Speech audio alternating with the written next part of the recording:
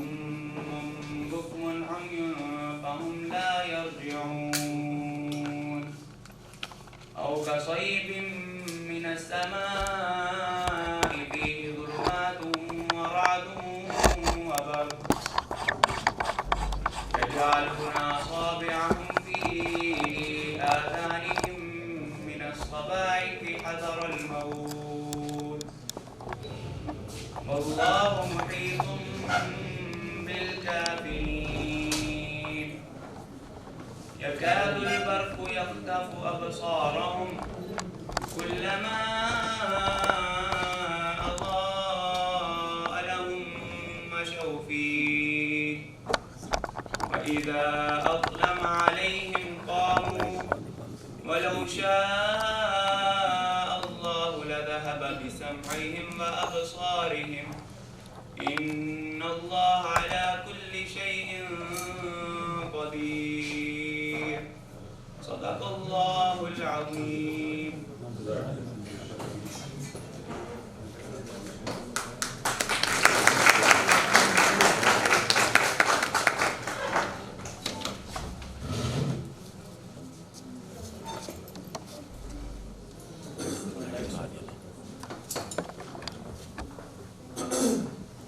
الحمدللہ والصلاۃ والسلام علی رسول اللہ وعلی آلہ وصحبہ اجمعین اما بعد فاعوذ باللہ من الشیطان الرجیم بسم اللہ الرحمن الرحیم رب اشرح لي صدری ویسر لي امری واحلل عقدۃ من لسانی یفقهوا قولی. السلام علیکم ورحمۃ اللہ وبرکاتہ.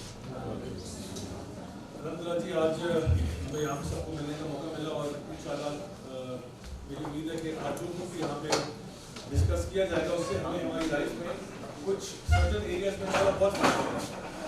اور میرا آج کا جو ٹاپک جو میں نے سنا تھا سوچا تھا وہ یہ تھا کہ ایک تو میڈیسن کے اندر خاص طور پہ ایتھیکل پریکٹسز کے بارے میں بات کی جائے اور دوسرا یہ کیونکہ ہمیں سے میں نے کل رات کو ڈاکٹر صاحب سے بھی کچھ مشورہ کرا تھا کہ بھائی یہاں کی آڈینس جو ہے وہ کس طرح ہے. تو چونکہ پتہ چلا کہ زیادہ تر لوگ وہی ہیں جو کہ یا شادی شدہ ہیں یا بچوں والے بھی ہیں یا بیسکلی ڈاکٹرز ہیں, پروفیشنلز ہیں.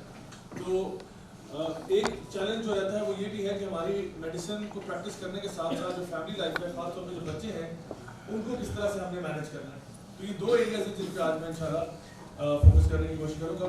سب سے پہلی بات یہ کہ جب ہم ایتھکس کی بات کرتے ہیں تو ایتھکس کو ڈیفائن کیسے کیا جاتا ہے. اس کی جو اسٹینڈرڈ ڈیفینیشن ہے وہ تو یہ کہ it's moral principles that govern a person's behaviour اور the conducting of an activity, کہ کس طریقے سے آپ کوئی ایکٹیویٹی کنڈکٹ کرتے ہو, جو آپ کا بیہیویئر ہے وہ کس طرح کا ہوتا ہے. یعنی کہ صحیح اور غلط کی تمیز جو ہے اس کو ہم کہہ سکتے ہیں کہ اس کی ایتھیکل اور مورل پریکٹسز ہیں. اسی کے ساتھ ساتھ ایک سوال بڑا بنیادی پیدا ہوتا ہے کیونکہ میں اسلام آباد میں انٹرنیشنل اسلامک یونیورسٹی میں پڑھاتا ہوں, وہاں پہ ایز این اسسٹنٹ پروفیسر ہوں اور ادھر دو سبجیکٹس میں پڑھاتا ہوں. ایک پڑھاتا ہوں پروفیشنل ایتھکس اور ایک پڑھاتا ہوں Islamic world view and civilisation. تو پروفیشنل ایتھکس میں تو ظاہری بات ہے اس میں ایتھیکل پریکٹسز ہر پیشے سے لنک آتی ہیں. اور جو دوسرا کورس پڑھاتا ہوں اسلامک ورلڈ ویو والا, اس پہ ہم کمپیئر کرتے ہیں اسلام کو ود ادر ورلڈ ویوز, کہ دنیا میں جو باقی نظریات ہیں ان کا اسلام کے ساتھ کیا کمپیریزن ہے. تو ہمارے میں اور جو ویسٹرن ورلڈ ویو ہے اس میں زمین آسمان کا فرق ہے.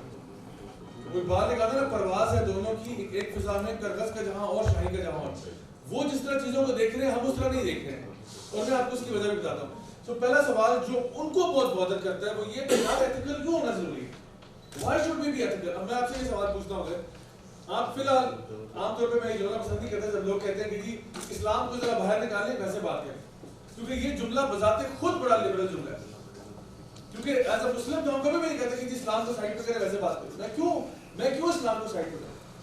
میری آئیڈینٹی جب اسلام ہے, جب میری شناخت اسلام ہے, جب مجھے پتا کہ میں نے جواب اللہ کو دینا ہے, تو میں اسلام کو سائڈ پہ کیوں کروں. میں تو ہر چیز کو اسلام کے زاویے میں لے کے آؤں گا. لیکن بہرحال اگر ہم لوگ گورے کے لینس سے دیکھیں تو وہ تو اسلام کو بیچ میں نہیں لائیں گے.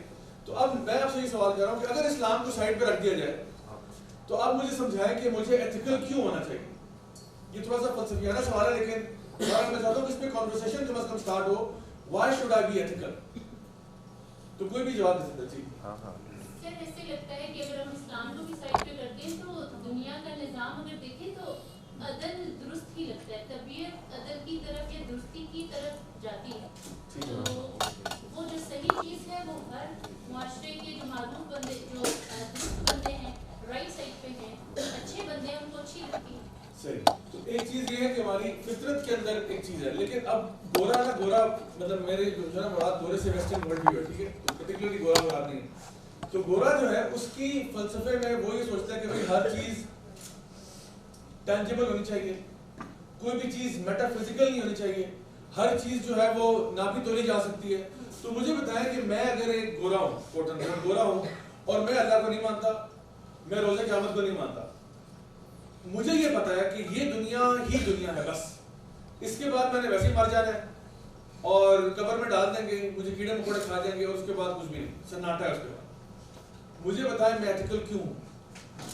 بیسیکلی جب بھی آپ کوئی گروپ آف پیپل یا جس طرح لارجر کانٹیکسٹ جس طرح ہم دنیا کی پوری بات کر رہے ہیں, تو کچھ تو لا ہوگا جو گورن کرے گا, جس سے ہم اسٹینڈرڈائزیشن کریں گے کہ اس چیز میں یہ اسٹینڈرڈ ہے, اس چیز میں یہ اسٹینڈرڈ ہے, اور ہارمنی اور جسٹس کو پریویل کرنے کے لیے تاکہ ایکول چانسز ملیں, تو اس میں ہمیں ایتھکس کی ڈیفینیٹلی ضرورت پڑتی ہے. اچھا, یہ ایک آئیڈیا واقعی میں ایسا ہی ہے کہ گورا جو ہے نا, چونکہ وہ ایک طرح سے اللہ کو کا انکار کر رہا ہے یا آخرت کا انکار کر رہا ہے, تو اس کو اب نا اس طرح کے لاز بنانے پڑتے ہیں کہ دیکھیں اگر ہم ایتھیکل نہیں ہوں گے تو کیا ہوگا, انارکی ہو جائے گی نا. اگر ہر بندہ ہی ان ایتھیکل بیہیویئر شروع کر دے گا تو کہتے ہیں پھر تو انارکی ہو جائے گی, پھر تو جنگل کا قانون بن جائے گا. ہر بندہ اگر اپنے لوٹ مار شروع ہو جائے گی, اور پھر اسی لیے ان کو اپنے اوپر ادارے اتنے مضبوط بنانے پڑتے ہیں کہ جو ہلکی سی بھی غلطی گنجائش نہ رکھیں. فار ایگزامپل وہاں کا, ابھی ہمارے یہاں پہ اگر دیکھیں اور وہاں کے دیکھیں تو ادھر کا جو پولیس کا سسٹم ہے یا جو کیمراز لگے ہوئے, چائنا میں آپ دیکھیں, چائنا میں ہر گلی کونے نکڑ پہ, حتیٰ کہ آپ کے گھر کے باہر بھی کیمرا لگا ہوا ہے, وہ آپ پہ آیا رکھنے کے لیے. یعنی وہ بتاتے ہیں تو جو کہانی بیچی جاتی ہے وہ تو یہ کہ جی آپ کو سیف رکھ رہے ہیں, لیکن ٹیکنیکلی وہ آپ کو مانیٹر کرنا چاہ رہے ہیں اور باقی سب کو بھی, کیونکہ آپ بھی تو اس معاشرے کا حصہ ہے. تو آپ نے اگر کوئی ادھر ادھر حرکت کی تو اگلے دن پولیس والے گھر پہنچ جائیں گے آپ کے. تو وہ ہر چیز نا کنٹرول کرنی پڑتی ہے ان کو, کیونکہ there is no innate reason for being ethical. مطلب میں اگر ایک عام سا بندہ ہوں اور میرے اوپر حکومت نہیں ہے اور کوئی اسٹرکچرز بھی نہیں ہے اس طرح کے, تو میرے پاس ٹیکنیکلی کوئی جواز نہیں ہے ایتھیکل ہونے کا. لیکن اگر میں کسی کو چونا لگا سکتا ہوں تو پھر مجھے لگانا چاہیے, کیونکہ میں تو یہی زندگی ہے نا میرے پاس, میں نے ویسے ہی 60-70 سال میں مر جانا ہے, تو پھر میرے پاس تو بس یہی لائف ہے, جو کچھ کرنا ہے میں نے اسی لائف میں کرنا ہے.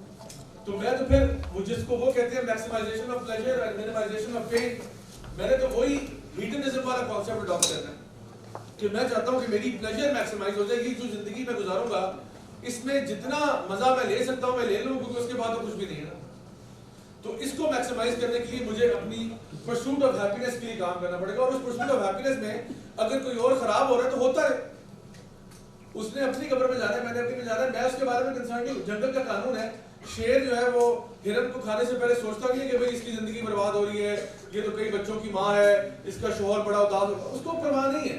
شیر کہتا ہے بھئی میرا پیٹ بھوکا ہے نا, میں نے کھانا ہے اس کو, مجھے ٹینشن نہیں. جنگل کا قانون یہی ہوتا ہے جہاں پہ اینیملز کے ہاں کوئی ایتھیکل مورل ویلیوز اس طرح سے پائی نہیں جاتی جس طرح ہمارے ہیں. اسی لیے ہمیں اللہ تعالیٰ نے کہا لقد خلقنا الانسان فی احسن تقویم. تو یہ جو شعور ہے یہ انسانوں کے پاس ہے, جانوروں میں یہ چیزیں نہیں ہیں. اب جانوروں میں اگر مثالیں آپ دیکھیں تو ایسی مثالیں بھی ہیں کہ جانور اپنے بچے کھا جاتے ہیں.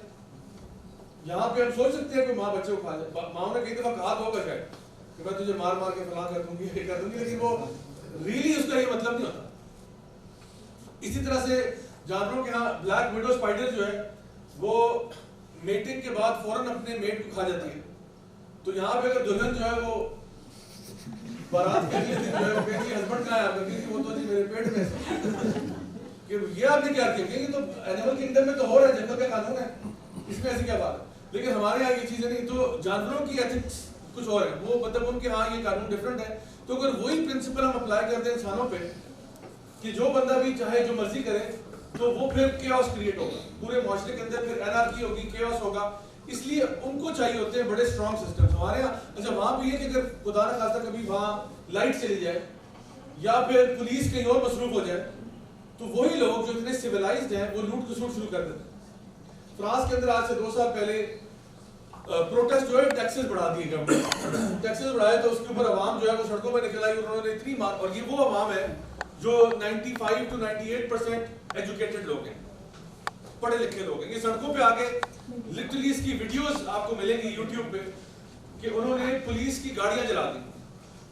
گاڑیوں ایک ویڈیو میں نے دیکھا جس میں پولیس والا گاڑی کے اندر بیٹھا ہوا ہے اور اس کو بولتے ہیں مولوٹوف کاکٹیل, جس میں وہ ایک کیروسین یا ٹرپنٹائن آئل ہوتا ہے, اس کے اوپر وہ ایک جو ہے نا وہ کپڑا سا لگا کے آگ لگا دیتے ہیں اور وہ بوتل اٹھا کے جو ہے نا وہ گاڑی کے اندر پھینکتی ہے اور پوری گاڑی کے اندر شاک لگی. بندہ اندر موجود تھا, پولیس والا گاڑی کے اندر موجود تھا اور گاڑی کی پچھلی سیٹ پہ اس نے وہ پھینکی اور وہ آگ لگی اور اندر وہ پولیس والا بھی جل گیا.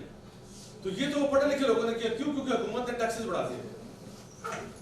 اچھا جب تک یہ جب شروع ہوا سارا واقعہ تو ساری پولیس جو ہے وہ تو انگیج ہو گئی ان رائٹس کو روکنے میں. باقی طرف کیا ہوا کہ جو باقی عوام ہے انہوں نے سٹورز کو جا کے لوٹنا شروع کر دیا. لوئی وٹون کے سٹور کے اوپر جو ہے وہ خواتین جا کے لوٹنا شروع کر دیا. کوئی جو ہے وہ مرسیڈیز کے وہاں پہ شو روم پہ لوٹ سیل چل رہی ہے, کہیں پہ جو ہے نا وہ ہیوگو باس پہ لگی ہوئی ہے, کہیں پہ کہاں لوگ جا رہے ہیں کھڑکیاں توڑ کے چیزیں لے کے بھاگ رہے ہیں کیونکہ ان کو معلوم ہے کہ جو قانون نافذ کرنے والے ادارے ہیں وہ سارے مصروف ہیں. تو مصروف ہے تو یہاں تو عید ہے تو عید منا رہے ہیں لوگ صحیح طریقے سے. اسی طرح سے نیو یارک اور باقی شہروں میں امریکہ میں بھی ایسے واقعات ہوئے کہ صرف بجلی چلی گئی تھی, بلیک آؤٹ ہو گیا. بلیک آؤٹ کی وجہ سے لوگوں نے فائدہ اٹھاتے ہوئے لوٹنا شروع کر دیا کہ بھائی لائٹیں بھی بند ہیں, کیمرے بند ہیں, پولیس والوں کو سمجھ کچھ نہیں آ رہی اور لوٹنا شروع کر دیا. تو وہاں پہ ایتھکس کے لیے ان کو جو ہے نا ڈنڈے کا سہارا لینا پڑتا ہے, ان کو بتانا پڑتا ہے کہ جی اگر آپ نے یہ حرکت کی تو ایسا معاملہ ہوگا.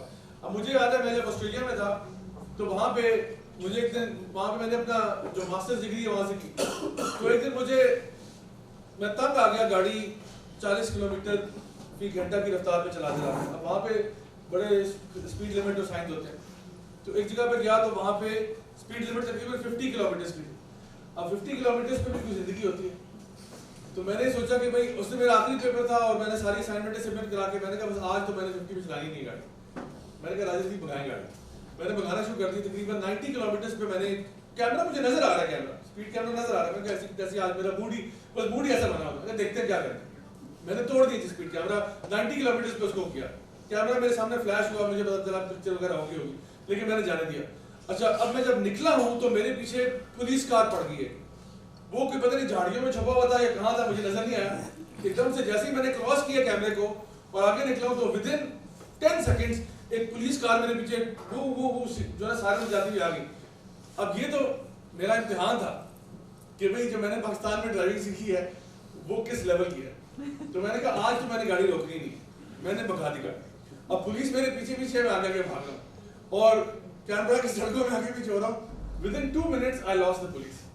مجھے بڑی خوشی ہوئی کہ دیکھو میرے ماں باپ نے مجھے ایسی ٹریننگ دی ہے, الحمدللہ میں نے آسٹریلیا کی پولیس کو بیٹ کیا. اس کے بعد میں واپس اپنے اپارٹمنٹ میں آیا تو میرا ایک دوست ہے وہ بھی پاکستانی تھا. اس کو میں نے بتایا, میں نے کہا یار وہ کافی عرصے سے وہاں پہ رہ رہا تھا, میں نے اس کو بتایا, میں نے کہا یار آج میں نے آسٹریلین پولیس کو دھوکہ دیا. کہتا ہے یار تو بڑا ہی بیوقوف آدمی ہے. میں نے کہا کیوں کیا ہو گیا؟ کہتا تو بس 2 دن صبر کر جائے. میں نے کہا چلو دیکھ لیتے ہیں. آپ یقین کریں پورے 2 دن کے بعد میرے اپارٹمنٹ کے اوپر دروازہ ناک ہوتا ہے, دروازہ کھلا تو پولیس والا کھڑا ہوا تھا. تو کہتا ہے آگے راجہ صاحب. میں نے کہا یس. کہتا ہے کہ یہ تصویر آپ کی ہے, اور اس نے مجھے پکچر دکھائی جس پہ میری گاڑی جو ہے وہ کراس کر رہی ہے اور لکھا ہوا ہے 91 92 کلومیٹر پر آور کی سپیڈ آ گئی, سب کچھ ریکارڈ ہوا. اور مجھے کہتا ہے کہ یہ آپ کا $250 کا فائن ہوا ہے کہ آپ نے سگنل توڑا ہے, اور $500 کہ آپ نے پولیس کو ڈاج دینے کی کوشش کی ہے. اور وہ کہتا ہے کہ ہم چیس نہیں کرتے. کہتا ہے آپ سمجھیں آپ نے ڈاج کی ہے, وہ تو ہم کچھ عرصے کے بعد چھوڑ دیتے کیونکہ ہم پاگل نہیں ہے کہ آپ کو پورے آسٹریلیا میں چیز کریں گے. تو ہم لوگ یہ کیونکہ that it self is risky کہ ایک بندہ جو ہے صرف ٹریفک وائلیشن کے اوپر اس کو ہم چیز شروع کر دیں تو وہ تو ظاہری بات ہے اور لوگوں کے لیے مطلب نقصان کا باعث ہوگا. تو ہم لوگ 1-2 منٹ فالو کرتے ہیں, اس کے بعد ہم چھوڑ دیتے ہیں, خود ہی پیچھے ہٹ جاتے ہیں. ورنہ میں کال کر کے پولیس کو بتانا دیتا کہ آگے ناکا لگاؤ, روکو اس کو. تو ہم لوگ ایسے نہیں کرتے. ہم نے کہا جب آپ کا ایڈریس ہمارے پاس ہے, آپ کے سوشل سیکورٹی نمبر فلانا نمبر سب ڈیٹیل ہمارے پاس ہے, آپ پیسے نہ بھی دیتے ہم نے کاٹ لینے تھے. تو وہ تو ہم آپ کی عزت کرتے ہوئے گھر آ گئے اور آپ کو بتا رہے ہیں کہ بھائی جان یہ آپ کا چلان ہوا ہے $750 اب آپ دیں گے. تو میں نے کہا بھائی ایک غلطی کا $750. اب میں اگلی دفعہ یہ سوچوں گا 10 لاکھ دفعہ کہ بھائی یہ حرکت کرنی ہے یا نہیں کرنی, کیونکہ ایز اے اسٹوڈنٹ $750 کا مطلب ہے کتنے آورز آپ نے ریسٹورینٹ میں لگائے ہیں, کتنے آورز آپ نے برگر فلپ کیے ہیں, کتنے آورز آپ نے فلاں کے کام کیے, پھر جا کے $750 بنا. تو وہ $750 کی کمائی آپ نے اڑا دی بس ایک فائن کے اندر. It's not worth it at all. تو اس لیے لوگ سارے تمیز سے رہ رہے ہوتے ہیں کیونکہ اوپر ڈنڈا بہت سخت ہے. ہلکی سی بھی آپ نے ادھر ادھر لیفٹ رائٹ ہوئے نا تو ان کے پاس آپ کی ساری ڈیٹیلز ہیں, وہ آپ کا بینک اکاؤنٹ بھی بند کر سکتے ہیں.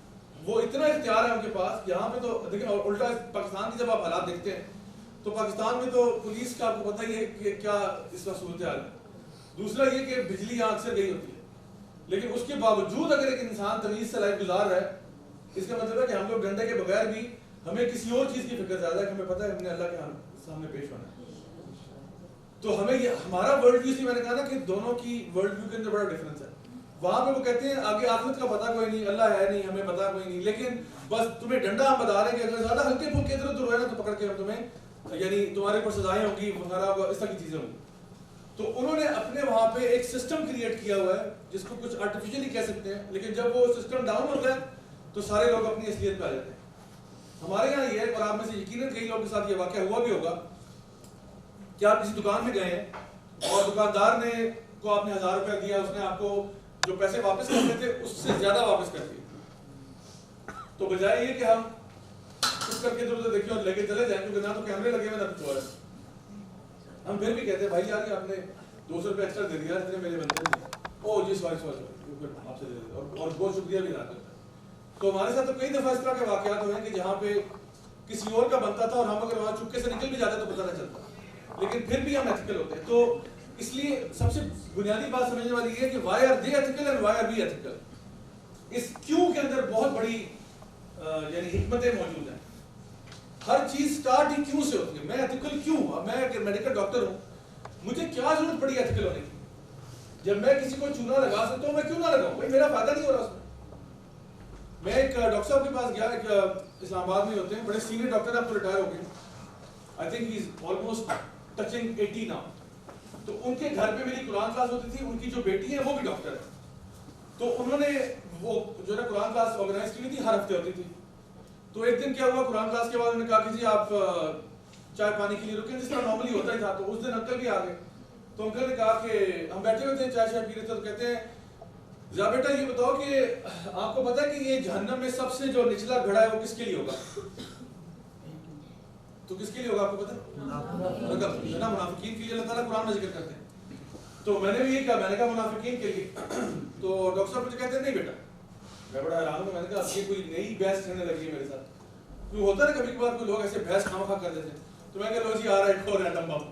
تو کہتے ہیں نہیں بیٹا. میں نے کہا پھر کہاں, پھر مطلب کس کے لیے؟ کہتے ہیں بیٹا مجھے لگتا ہے کہ جہنم کا سب سے نچلا گڑھا جو ہے وہ ڈاکٹروں کے لیے.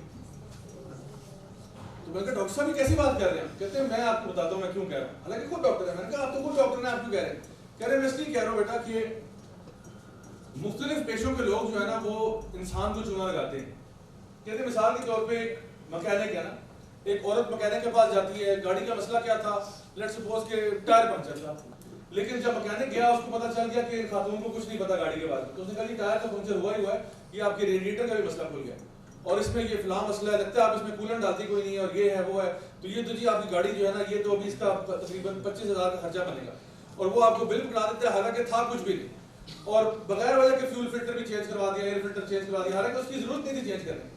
اس نے کہا کیونکہ ان کو پتہ کوئی نہیں ہے, میں ان کو ایسی پینک سچویشن کریٹ کرتا ہوں لیکن یہ کرنا ہوا تو پھر تو کام خراب ہو جائے گا. تو اس نے آپ کو نا آنا بل آپ کا ٹوٹل 25,000 روپے کا ٹکا دیا آپ کو, کیونکہ اس کو پتا تھا کہ وہ چونا لگا سکتے. اسی طرح سے اگر آپ کسی جو ہے نا موبائل فون ریپیئر والے کے پاس جاتے ہیں اور آپ کی اسکرین گری تھی, وہ ڈیمیج ہو گئی, آپ نے کہا یہ اسکرین ریپلیس کر دیں, تو پتا چلا کہ جی یہ کوئی 15-20 ہزار کی اسکرین آتی ہے. فون آپ کا اچھا ہے تو آپ کو پتا تھا کتنے کی اسکرین آتی ہے. اب اس نے کہا جی اسکرین تو ٹوٹی ہوئی ہے, اندر آپ کو پتا ہے آپ کی ریم بھی جو ہے نا ڈیمیج ہو گئی ہے, فلاں پروسیسر بھی ڈیمیج ہوا ہے, یہ سارے بدلنا پڑے گا, تو یہ تقریباً آپ کا کوئی 50,000 کا خرچہ بن رہا ہے. اب وہ آپ نے کہا بھائی اب یہ میں اس سے بہتر نیا فون نہ لے لوں. تو کہتے دیکھیں جی اگر فون آپ لے لیں لیکن یہ ڈیٹا پھر آپ کا ضائع ہو جائے, حالانکہ ڈیٹا ضائع ہونے کا کوئی چانس نہیں, لیکن وہ آپ کو ایسی سچویشن کریٹ کرتا ہے کہ بھائی اگر آپ نے 50,000 دینا ہی پڑے گا کیونکہ اسکرین بھی ریپلیس ہوگی, اور اگر یہ نہ کیا تو ڈیٹا سارا جو آپ کو پڑا ہوا ہے, کانٹیکٹس ہیں, یہ وہ, اب آپ کے لیے وہ ڈیٹا بڑا قیمتی ہے. تو آپ نے کہا نہیں جی وہ اس طرح تو نہیں ہو سکتا کہ سارے میرے کانٹیکٹ میں سارا کچھ دوبارہ سے انسٹال کروں, وہ سارا کچھ ڈیٹا ڈالوں. تو کہتے ہیں آپ یہ 50,000 روپے لگائیں, اس کے بعد بے شک نیا فون لے لیں, کم از کم ڈیٹا ٹرانسفر ہو جائے گا آپ. تو یہ چونا لگایا اس نے, حالانکہ اس کی ضرورت نہیں تھی, وہ ڈیمیج اسکرین کے ساتھ بھی چل سکتا تھا, لیکن اس نے 50,000 کا آپ کے اوپر ڈس لگا دی. تو ڈاکٹر صاحب کہتے ہیں کہ لیکن جب ڈاکٹر چونا لگاتا ہے تو وہ نہ صرف آپ کے مال کے ساتھ کیا جاتا ہے بلکہ آپ کی جان کے ساتھ بھی کیا جاتا ہے. وہ آپ کو ایسا پروسیجر ریکمینڈ کر دے گا جو آپ کی ریکوائرمنٹ نہیں تھی. جو آپ کے لیے خطرناک بھی ہو سکتا ہے. پیسے تو علیحدہ بنائے گا, پروسیجر بھی ریکمینڈ کر دے گا. ہو سکتا ہے فارماسیوٹیکل کمپنیز کی طرف سے کوئی کک بیکس مل رہے ہیں اور کوئی ایسی میڈیسن آپ کو پرسکرائب کر دے جو آپ کو ضرورت نہیں تھی, الٹا آپ کے لیے نقصان دہ تھی, یا کوئی اور کمپلیکیشنز کریٹ کر دے آپ کی لائف میں, کیونکہ اس کا مین مشن آپ کی کیئر نہیں تھا, اس کا مین مشن اپنے پیٹ کو پالنا تھا. وہ یہ دیکھ رہا تھا کہ میرا پیٹ پال جائے, اگلا جدھر مرضی جائے میری طرف سے مجھے کوئی کنسرن نہیں. He will put you under the knife and make you go through certain things in the end to please himself. وہ اپنا کھیل ہے. تو انہوں نے کہا اس لیے میں سمجھتا ہوں کہ ڈاکٹر صاحب کی اب دلیل ہے. ڈاکٹر صاحب کہہ رہے ہیں اس لیے میں سمجھتا ہوں کہ منافقت کی اعلیٰ چوٹی کے اوپر اگر کوئی فائز ہو سکتا ہے تو وہ ڈاکٹر ہے. لیکن اس کے ساتھ ساتھ ایک بڑی امپورٹنٹ بات بھی ہے کہ اللہ تعالیٰ نے قرآن مجید میں جب یہ کہا کہ ایک جس نے جان بچائی ہے گویا اس نے پوری انسانیت کو بچایا, اور جس نے ایک انسان کو مار دیا اس نے پوری انسانیت کو مار دیا. سو ڈاکٹری جو ہے نا یہ بڑا عجیب پیشہ ہے. اگر آپ اس پیشے میں رہتے ہوئے اچھے ہونا چاہیں تو آپ ملائکہ سے اوپر جا سکتے ہیں. لقد خلقنا الانسان فی احسن تقویم. لیکن اگر آپ خراب ہونا چاہیں اسی پیشے میں تو آپ سے بدتر بھی کوئی نہیں ہوگا. ثم رددناه اسفل سافلین. یعنی اتنا شاید کوئی گٹر کا کیڑا بھی اتنا گندا نہیں ہو سکتا جتنا انسان ہو جاتا ہے. کاکروچ بھی ایک دوسرے کے ساتھ یہ سلوک نہیں کرتے جو انسان کرتے ہیں. گٹر کے جو ورمز ہوتے ہیں یہ بھی ایک دوسرے کے ساتھ یہ سلوک نہیں کرتے جو انسان کرتے ہیں. لیکن اگر آپ دیکھیں انسان اچھا ہونا چاہے تو مسجود ملائکہ ہو سکتا ہے, اس مقام پہ فائز ہو سکتا ہے اسی پروفیشن کے اندر. تو this profession can be your ticket to paradise. آپ اس کو یہ نہ دیکھیں کہ میرا پروفیشن ہے, یہ پروفیشن نہیں, یہ مشن ہے, یہ ایک لائف مشن ہے. اور اگر آپ اس مشن کو اچھے طریقے سے کریں فالوئنگ ایتھیکل مورل ویلیوز تو this can be your path to جنت. ہنستے مسکراتے ہوئے جنت میں جائیں گے. اگر پیچھے انٹینشن صحیح ہو انسان کہ میں کیوں کر رہا ہوں, کیوں میں کیوں کر رہا ہوں, why am I in this profession, میں کیوں ہوں اس پیشے میں, یہ کیوں کا جواب بہت ضروری ہے. اور اپنے آپ کو نا بار بار ریمائنڈ کرایا کریں کہ میں کیوں ہوں اس کے اندر. ورنہ کرنے کو تو ہزاروں کام اور بھی ہیں, وہ کیوں نہ کر لیتا, میں آیا ہی کیوں اس پروفیشن میں. تو پیسے کمانے ضرور کمائیں, جاب ہے ظاہری بات ہے, انسان نے اپنا کچن بھی چلانا ہوتا ہے تو کمائیں, کوئی مسئلہ نہیں اس میں, حق حلال کا رزق ہو اس میں کوئی مسئلہ نہیں. لیکن اصل چیز یہ کہ آپ کا بنیادی مقصد یہ ہو کہ چلیں ٹھیک ہے جہاں پہ میں نے اتنا کام کیا, اگر کوئی ایسے ڈیزرونگ پیشنٹس آتے ہیں تو ان کو بندہ فری میں بھی دیکھ لیتا ہے. یا اگر کوئی کہتا ہے جی میرے پاس اس وقت سرکمسٹانسز ایسے نہیں, کوئی بات نہیں, کبھی کوئی ایمرجنسی ہوتی ہے, آپ کے آفس آورز نہیں ہے لیکن ایمرجنسی کیس آپ کہتے ہیں کوئی بات نہیں, میرا ٹائم تو نہیں ہے, میں اس پہ بلیک اینڈ وائٹ تو نہیں کر رہا کہ جی میرا ٹائم نہیں تو جاؤ بشک مر جاؤ, جو نا میری طرف سے کوئی ایشو نہیں. تو آپ کو کچھ چیزوں میں اپنے آپ کو سامنے لانا پڑتا ہے کہ نہیں, اگر میں کل کو ایسی سچویشن میں ہوں اور میں کسی ڈاکٹر پہ اتنا ڈیپینڈنٹ ہوں جہاں میری زندگی موت کا معاملہ بنا ہوا ہے یا میرے کسی قریبی کا زندگی موت کا معاملہ بنا ہوا ہے, تو پھر میں کیا ایکسپیکٹ کروں گا کہ اگلا بندہ کیا کرے. تو اسی طرح سے ہمیں اپنا کیوں کا جواب پتا ہونا چاہیے کہ ہم جس پروفیشن میں ہیں this is indeed a very noble profession. اور ہمارے لیے یعنی نبی کریم صلی اللہ علیہ وسلم کی حدیث ہی کافی ہے کہ جہاں پہ آپ نے فرمایا کہ میں اپنے بھائی کی مدد کے لیے نکلوں یہ مجھے زیادہ عزیز ہے بجائے میں اس مسجد میں یعنی مسجد نبوی میں بیٹھ کے 1 مہینہ اعتکاف بیٹھوں. آپ سوچیں 1 مہینہ مسجد نبوی میں جہاں پہ ہر نماز 1000 نمازوں کے برابر ہے. آپ نے کہا یہ اب سوچیں کتنا ثواب ہے. اور کون بیٹھ رہا ہے؟ نبی کریم صلی اللہ علیہ وسلم بیٹھ رہے ہیں. 1 مہینہ اعتکاف بیٹھنا 10 دن بھی 1 مہینہ اعتکاف مسجد نبوی میں. آپ نے فرمایا اس سے زیادہ عزیز مجھے یہ ہے کہ میرا بھائی تکلیف میں ہو اور میں اس کی تکلیف کو دور کرنے کے لیے اس کا ساتھ دوں.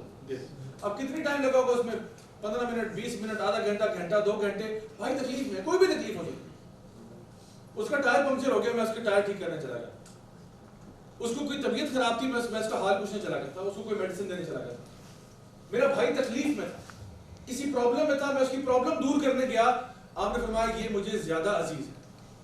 یعنی یہ نبی تو وہی چیز عزیز رکھیں گے نا جس میں جو اللہ کے جو نا قرب کا ذریعہ زیادہ ہوگی.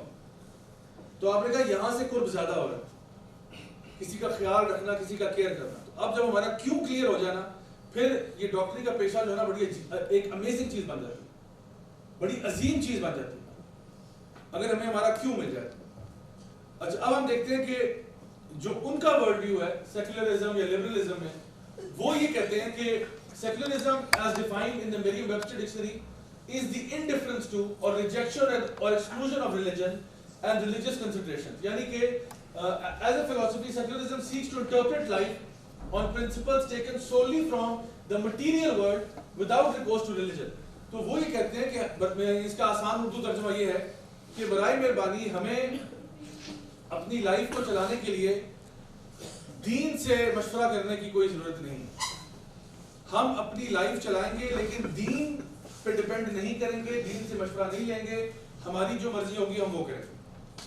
تو اب ہمیں نہ بتائیے گا کہ جی قرآن میں یہ لکھا ہے اور حدیث میں یہ لکھا ہے, ہم خود فیصلہ کریں گے کہ صحیح کیا ہے اور غلط کیا ہے. اس فریم ورک کے اندر it becomes very difficult to have ethical and moral values. مثال کے طور پر چھوٹی سی مثال ہے کہ آپ کو بات کرتا ہوں. دیکھیں اب امریکہ کے اندر قوانین جو بن رہے ہیں ان میں سے ایک ابھی ریسنٹلی وائٹ ہاؤس نے اعلان کیا کہ جی ہر قسم کی شادی الاؤڈ ہے, ہر قسم کی شادی الاؤڈ ہے, مرد مرد سے کرنا چاہے, عورت عورت سے کرنا چاہے, مطلب ہر قسم کی شادی. وائٹ ہاؤس میں بائیڈن صاحب نے اعلان کیا اور وہ وائٹ ہاؤس کے اوپر رینبو جو نا رنگ کی لائٹیں لگا دی بتانے کے لیے کہ جی ہر کسی کو یہ اجازت ہے. اب دیکھیں ان کے ہاں یہ کانسیپٹ کیوں ہے, کیونکہ وہ تو ریلیجن پہ تو نہیں کر رہے نا بات. ان کے ہاں مثال کے طور پہ اسٹارٹ کرتے ہیں گرل فرینڈ بوائے فرینڈ ہونا وہاں کوئی بری بات نہیں. کیوں بری بات نہیں ہے؟ کہتے ہیں دیکھو ایک لڑکا ایک لڑکی ہے, دونوں راضی ہیں, تو اب آپ کیوں بیچ میں آ رہے ہیں؟ وہ کسی کو نقصان تو نہیں پہنچا رہے, دونوں کے بیچ میں کنسنٹ ہے نا, کنسنٹ کے ساتھ تو کچھ بھی چلتا ہے. تو کہتے ہیں دیکھیں اگر ایک لڑکا لڑکی آپس میں کنسنٹ کر رہے ہیں تو کیا ایشو ہے اس میں؟ آپ نہ بتائیں کہ جی اللہ تعالیٰ نے جو نے کہا کہ جی ولا تقربوا الزنا اور یہ ہمیں نہ بتائیں. ہمیں کوئی ریلیجس ٹیکسٹ کو نہیں کرنا. We will not rely on religion. ہم اپنا فیصلہ خود کریں گے. اگر ایک لڑکا لڑکی راضی ہے تو آپ کو کیا تکلیف؟ وہ چاہے مطلب اپنے گھر میں رہے بغیر شادی کے, آپ کو کیا تکلیف؟ پھر یہی بات تھوڑی آگے بڑھی تو انہوں نے کہا کہ اگر لڑکا بھی ساتھ رہنا چاہے تو اس میں کیا ہے؟ اب آپس میں دونوں کا کنسنٹ ہے نا, as long as two people are consenting there is no problem. ایک بندہ شراب پی رہا ہے اور ایک پلا رہا ہے, نو پرابلم, کنسنٹ سے ہو رہا ہے. ایک سود دے رہا ہے ایک لے رہا ہے, نو پرابلم, کنسنٹ سے ہو رہا ہے, کانٹریکٹ ہوا ہے ان کا آپس میں. ایک خنزیر کا گوشت بنا رہا ہے کھا رہا ہے, نو پرابلم, یہ بھی کنسنٹ سے ہو رہا ہے. تو یہ کنسنٹ والا معاملہ جو ہے یہ کہاں تک چلے گا اس کی کوئی ان کے پاس ایویڈنس نہیں. اور یہ ایسا ایک پینڈوراس باکس ہے کہ جو اگر کھول دیا جائے تو اس کے اندر بہت زیادہ کمپلیکیشن ہے. یعنی وہاں پہ تو اب لوگ بات کر رہے ہیں, اللہ معاف کرے, زوفیلیا اور نیکروفیلیا اور پیڈوفیلیا کی باتیں ہوتی کہ ایک انسان اگر یہی کنسنٹ ایک بچے کے ساتھ کرے, بچہ بھی راضی بندہ بھی راضی, بچے کو ٹافی شافی دے دے گا, کوئی گیم لے دے گا. جانوروں کے ساتھ تو کنسنٹ ویسے ہی وہ لوگ نہیں مانتے کہ جانوروں سے کون سا کنسنٹ ہوتا ہے. جب آپ گدھے پہ سامان ڈالتے ہیں تو پوچھتے ہیں گدھے سے کہ بھائی بھاری تو نہیں ہو گیا زیادہ آپ کے لیے, ٹینشن تو نہیں ہو رہی, پوچھتے تو نہیں, سامان ڈال دیتے ہیں. گھوڑا مطلب گھوڑے پہ سوار ہوتے ہیں, آپ تو پوچھتے ہیں گھوڑے سے کہ میں آپ پہ سوار ہوں, جو ہے نا ہو سکتا ہوں, اجازت تو نہیں لیتے. تو اگر کوئی بندہ اپنی حوث کو بھی اس وہاں پورا کرنا چاہتا ہے تو اجازت لینے کی ضرورت نہیں ہے. تو وہاں زوفیلیا والے بھی آگے ایکٹیوسٹ ابھی.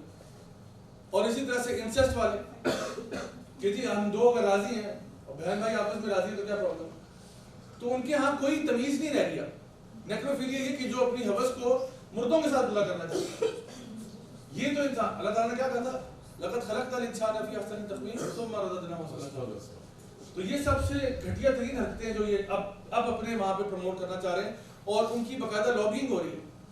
ٹیڈ ایکس کے اوپر 2 ٹاکس پڑی ہوئی, ٹیڈ ایکس کی 2 ٹاکس ہیں جس میں پیڈوفیلیا کو باقاعدہ طور پر ایک سیکشول اورینٹیشن اور ایک لائف اسٹائل بتایا جا رہا ہے کہ اب آپ کسی بندے کو جج کریں گے اگر اس کی حوث پوری بچوں کے ساتھ ہوتی ہے. آپ کون ہوتے ہیں اس کو جج کرنے والے؟ آپ اس کو اجازت دیں. جس طرح کوئی بندہ ان سے اٹریکٹ ہے عورتوں سے, کوئی مردوں سے, کوئی فلانا, تو یہ بچوں سے اٹریکٹ ہے تو اس میں کیا غلطی ہے؟ آپ اس کو الاؤ کریں کہ وہ بچے کے ساتھ جاتی نہ کرے. ہاں اس پہ ہم کچھ رولز بنا دیتے ہیں, بچے کو فزیکل ڈیمیج نہ ہو, بروزنگ نہ ہو, فلانا ہو, لیکن otherwise it should be okay. تو ان کے ہاں تو یہ چیزیں چل رہی ہیں. اور وہ ٹیڈ ایکس پہ یہ جو 2 ٹاکس ہیں یہ باقاعدہ طور پر آڈینس کو کنونس کیا جا رہا ہے کہ دیکھیں پیڈوفائلز کے جذبات کو سمجھیں, put yourself in their shoes and try to see کہ لائف کتنی مشکل ہوتی ہے, مطلب ایمپتھی گین کرنے کے لیے. یہ سوچیں کہ حالات ہیں. تو ان کے ہاں ایتھیکل مورل ویلیوز کا کوئی سر پیر نہیں ہے. ہم تو اللہ کا شکر کرتے ہیں کہ ہمارے پاس ایک مکمل دین ہے, مکمل ضابطہ حیات ہے کہ آپ نے زندگی کے ہر پہلو میں کس طرح سے آگے چلنا ہے. اور یہی چیز ہمارے پروفیشن میں بھی آتی ہے کہ ایتھیکل مورل ویلیوز. جرمنی کے اندر آپ کو شاید علم ہوگا کہ ہولوکاسٹ جو ہوا تھا اس میں ہٹلر کے آرڈرز پہ 6 ملین جوز کو مار دیا گیا, 60 لاکھ یہودی جو ہے وہ مار دیا گیا. تو ڈاکٹر ہائم جنوٹ ہے جو خود ایک جو ہے, جو ادھر کے کانسنٹریشن کیمپ سے فرار ہوئے تھے اور انہوں نے یہ چیزیں اپنی آنکھوں سے دیکھی جب چھوٹے سے بچے تھے, تقریباً کہتے ہیں میں تقریباً 13-14 سال کا تھا جب وہاں سے فرار ہوا, پھر امریکہ آ گئے, وہاں پہ انہوں نے پھر اپنا ایجوکیشن پرسو کی, پی ایچ ڈی کیا اور کیا بھی ایجوکیشن میں. تو وہ یہ کہتے ہیں کہ I am a survivor of a concentration camp. My eyes saw what no person should witness. Gas chambers built by learned engineers, children poisoned by educated physicians, infants killed by trained nurses, women and babies shot by high school and college graduates. So I am suspicious of education. My request is this: help your children become human. Your efforts must never produce learned monsters, skilled psychopaths or educated Eichmanns. Reading, writing and arithmetic are important only if they serve to make our children more human. وہ یہ کہتے ہیں کہ میں نے پڑھے لکھے nurses, doctors, generals کو لوگوں کو قتل کرتے ہوئے دیکھا ہے, پڑھے لکھے لوگ تھے. کہتے ہیں اگر آپ اپنے بچوں کو ایتھکس نہیں سکھا سکتے, مورلز نہیں سکھا سکتے, تو then I am suspicious of the entire education curriculum and the entire education system. وہ یہ کہہ رہے ہیں کہ پھر بھاڑ میں گئی ایسی تعلیم جو آپ کے بچے کو ڈاکٹر تو بنا دے لیکن انسان نہ بنا سکے, آپ کے بچے کو جنرل تو بنا دے لیکن انسان نہ بنا سکے.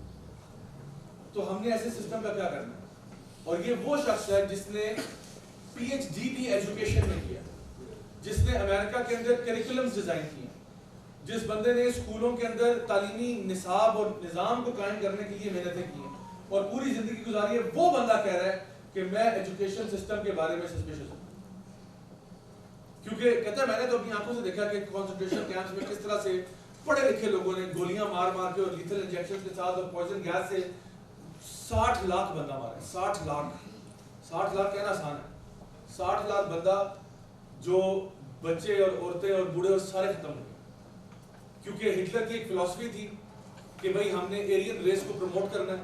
اس کی جو کتاب ہے مائن کیمپ, اس میں وہ ڈارونین ایوولوشن کو بہت سپورٹ کرتے ہیں اور اس کو بیس بناتے ہوئے کہتے ہیں کیونکہ اب سائنس ہی سب کچھ بن گیا, سائنس جب خدا بن جائے تو پھر تو کوئی چیز ہے. اس نے کہا دیکھیں جس طرح کتوں کی نسلیں ہوتی ہیں, کچھ کتے اچھی نسل کے ہوتے ہیں, کچھ یہ جنگلی کتے پھر ہوتے ہیں, آپ کو نظر آتے ہی ہوگا. تو یہ جو مکس بریڈ قسم کے کتے ہوتے ہیں نا, ان کی کوئی ویلیو نہیں ہوتی. اصل چلے السیشن ہو, ڈوبرمین ہو, کوئی راٹ وائلر ہو, کوئی لیبراڈور ہو, یہ اچھے کتے ہیں جن کی نسلیں.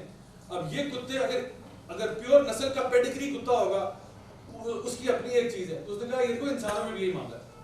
تو اس نے کہا جو گندی نسل کے انسان ہیں ان کو دنیا سے فارغ کرو, یہ ہماری نسلیں خراب کر رہے ہیں, ان کی ان بریڈنگ نہیں ہونی چاہیے. اس نے کہا سب سے پہلے تو یہودی ختم کرو سارے, یہودی گندی نسل ہے. دوسرا اس نے کہا نمبر 2 پہ افریکنز آ رہے تھے. افریکنز کو تو وہ کہتا تھا کہ یہ آدھے بندر ہیں, یہ تو انسان بھی پورے نہیں ہیں, یہ تو ایوولوشن کا پروسیس رکا ہوا ہے ان کے اوپر, تو ان کو ختم کرنا ہے. اس کے بعد اس نے ہماری طرف بھی آنا تھا کہ جو براؤن سکن والے ان کو فارغ کرو سارا. اینڈ میں وہ چاہتا تھا کہ ایرین ریس رہ جائے جن کی گوری رنگت ہے, نیلی آنکھیں اور سنہرے بال ہیں. یہ کہتا تھا ایرین ریس ہے which is the perfection of the human species. تو یہ ریس باقی سارے نہ عقل میں اتنے اچھے ہیں, نہ فزیکلی بلڈ میں اچھے ہیں, نہ باقی چیزیں میں اچھے ہیں, ساری گندی نسلوں کو تو فارغ کرو. اور اس فلسفے کی بنیاد پر 60 لاکھ یہودی مروا دیا اس نے. ابھی باقیوں کی طرف بھی آ رہا تھا, وہ تو اور بات ہے, اس کو اس سے پہلے موت آ گئی تو آگے نہیں چل سکا. لیکن کہنے کا مقصد یہ ہے کہ یہ اب ان کے وہاں سے بھاگا ہوا ایک شخص ہے جو اپنی سٹوری سنا رہا ہے کہ میں نے تو یہ دیکھا کہ پڑھے لکھے لوگ بھی کبھی کبھار مانسٹر ہوتے ہیں. تو ناؤ اٹس ویری امپورٹنٹ کہ ہم اگر اتنے ایجوکیٹڈ ہیں تو کیا ہم تو نہیں خدا نخواستہ مانسٹر بننے جا رہے جہاں پہ ہم اپنی انسانیت کو کھو بیٹھے. تو اصل سوال یہ, اب یہ جو رزق کا کمانا ہے, ہمیں تو ہمارا دین یہ کہتا ہے کہ رزق کمانا بھی ایک ایکٹ آف ورشپ ہے, یعنی یہ ایک عبادت ہے. یہ نہ سمجھے کہ یہ عبادت نہیں. آپ اگر ہاسپٹل آتے ہیں تو یہ نہ سمجھے کہ یہ عبادت نہیں ہے, یہ عبادت کی حالت میں ہوتے ہیں. عبادت صرف اس کا نام نہیں کہ آپ مصلی پہ کھڑے ہیں اور آپ نے کہا اللہ اکبر اور نماز پڑھیں, وہ بھی عبادت ہے. قرآن پڑھنا بھی عبادت ہے, رزق کمانا بھی عبادت ہے. حلال رزق کمانے کے بارے میں نبی کریم صلی اللہ علیہ وسلم کی حدیث آپ نے فرمایا کہ ایک نیک تاجر جو ہے, نیک تاجر, نیک مفتی صاحب نہیں, نیک علامہ اور حضرت نہیں, نیک تاجر جو ہے جو صادق اور امین ہوگا, جو حق حلال کا رزق کماتا ہوگا, قیامت کے دن وہ انبیاء کے ساتھ اٹھایا جائے گا, انبیاء کے ساتھ اور صدیقین کے ساتھ اور شہداء کے ساتھ اور صالحین کے ساتھ. تو صرف ساری عمر تجارت کی ہے لیکن اٹھایا جا رہا ہے تو انبیاء کے ساتھ. تو حلال رزق جو ہے ہمارے لیے کوئی بھی پروفیشن ہو, اگر آپ اس کو جسٹس کے ساتھ کریں گے تو انشاءاللہ آپ کا یہ بھی آپ کے نامہ اعمال میں ثواب لکھا جا رہا ہے کہ آپ صبح سے لے کے 9 بجے سے لے کے 5 تک اگر آپ ہسپتال میں تھے تو فرشتوں نے لکھا یہ 9 سے 5 عبادت کی حالت میں تھا. It was an act of worship جس میں یہ انگیج ہوا تھا. اور خاص طور پہ میڈیکل پروفیشن میں تو اور بھی زیادہ ایکٹ آف ورشپ بن جاتا ہے, کیونکہ یہاں پہ میں نے بتایا نا کہ وہ تو لوگوں کی تکلیفوں کو دور کیا جا رہا ہے, لوگوں کا سہارا بنا جا رہا ہے, لوگوں کی مدد کی جا رہی ہے. تو پھر تو یہ اور بھی بڑا اور بھی نوبل پروفیشن بن جاتا ہے, کیونکہ یہ کسی آئی ٹی کی جاب کی طرح والا کام نہیں کہ آئی ٹی کی جاب آپ نے کی, حالانکہ وہ بھی اگر حق حلال طریقے سے کی جائے وہ بھی ایکٹ آف ورشپ ہے. بزنس بھی کیا جائے, آپ کی چاہے ریسٹورینٹ ہے کچھ ہے اور آپ حق حلال کا کام کر رہے ہیں, وہ بھی ایک ایکٹ آف ورشپ ہے, کیونکہ آپ مستقل طور پر کانشیس ہو اس بات کے کہ اللہ مجھے دیکھ رہا ہے, اللہ مجھے دیکھ رہا ہے, میں کوئی ایسی حرکت نہیں کر سکتا جو اللہ کو پسند نہ آئے. میں نے جو کام کرنا ہے وہ اللہ تعالیٰ کی مرضی کے مطابق ہے, تو اس لیے آپ کا 9 to 5 بھی ایکٹ آف ورشپ بن جائے. اچھا جی, اس کے علاوہ نبی کریم صلی اللہ علیہ وسلم کی حدیث ہے, آپ نے فرمایا کہ رزق جو ہے وہ تمہارا ایسا پیچھا کرے گا جیسے موت تمہارا پیچھا کرتی ہے. اور ایک اور جگہ آپ نے فرمایا کہ تمہیں تمہارے حصے کا رزق مل کے رہے گا, یعنی جتنے جب تک کہ تمہارے قسمت میں جتنے نوالے لکھے ہوئے وہ پورے نہ ہو جائے تب تک تمہیں موت نہیں آئے. یعنی اگر آپ کے زندگی میں ایکس اماؤنٹ لکھا ہوا ہے, جب تک وہ ایکس آپ کو مل نہیں جاتا تب تک آپ کو موت نہیں آئی. اور یاد رکھیں رزق آپ کا وہی ہے جو آپ نے استعمال کیا ہے.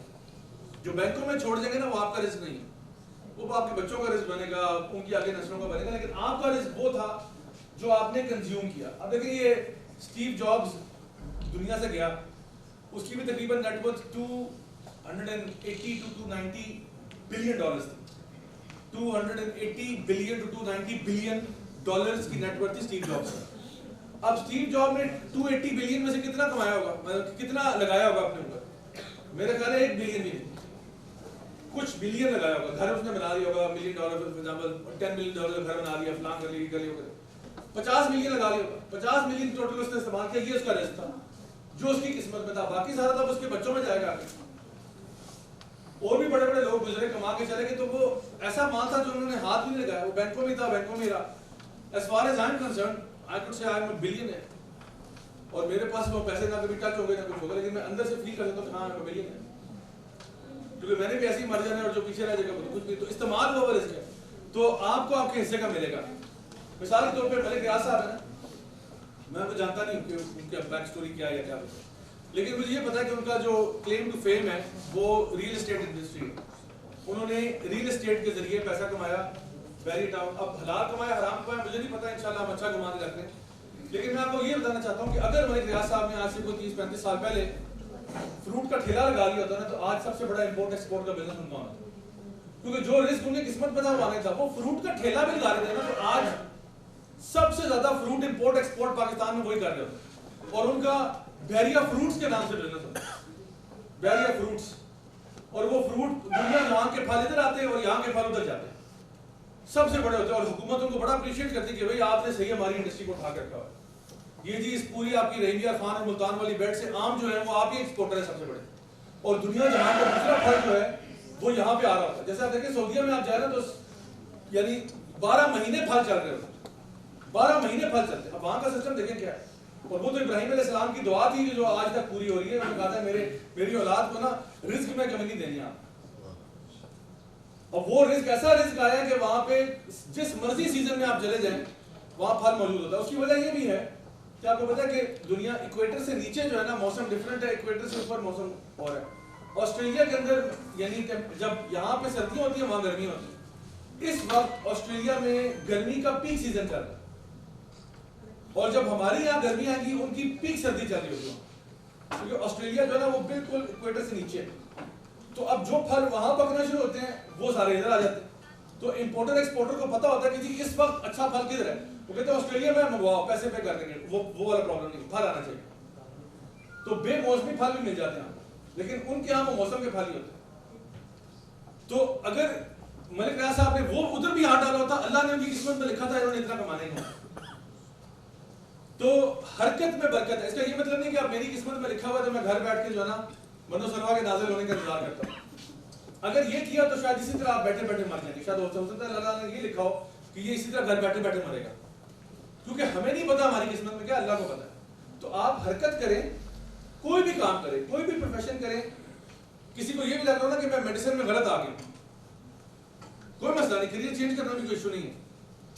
آپ کو لگے کہ جی میں میڈیسن میں غلط آیا, مجھے بیکری کھولنی چاہیے, تو پھر بہتر ہے بیکری کھول لیں اور لگائیں, ہو سکتا ہے اسی میں رزق آپ کو مل جائے.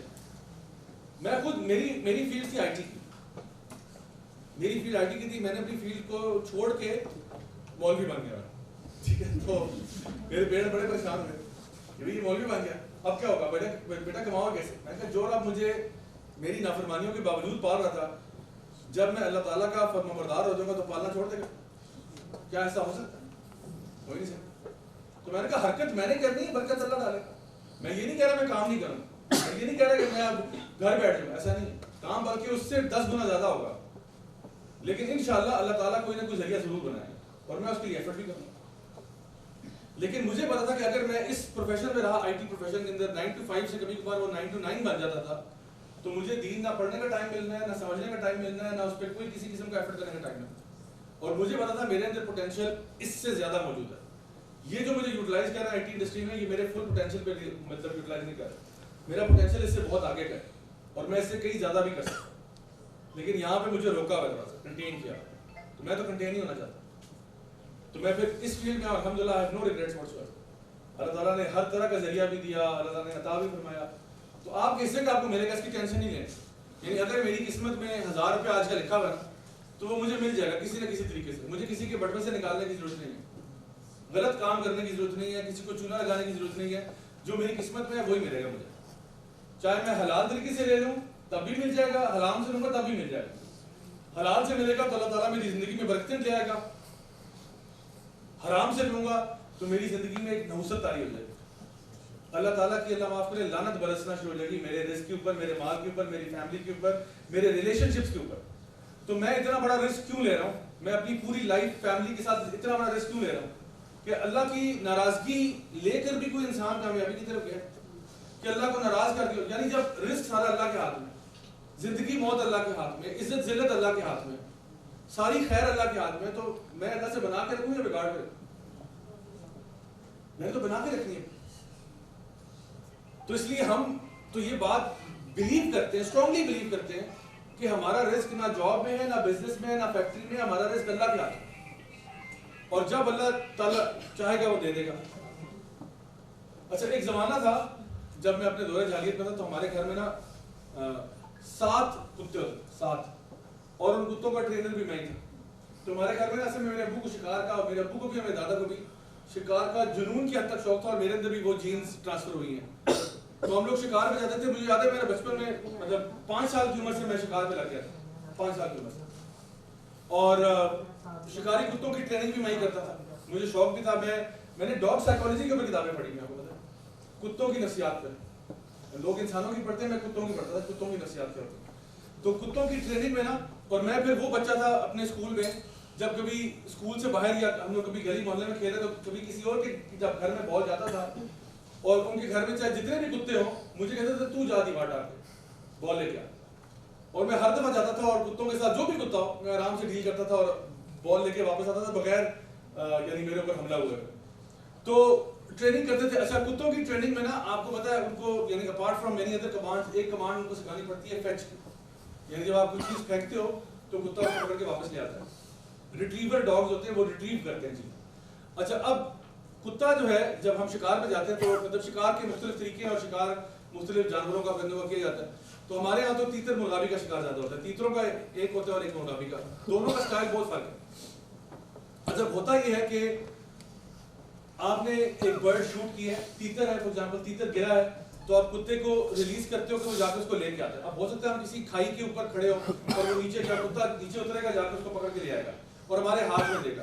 ہم اس کو سر کے اوپر جو ہے تھپکی شپکی دیں گے, پیٹ کریں گے, اس کو اور جو ہے بولیں گے ڈراپ کر دے گا وہ, اور پھر ہم اس کو لے کے سوا کر دیں گے.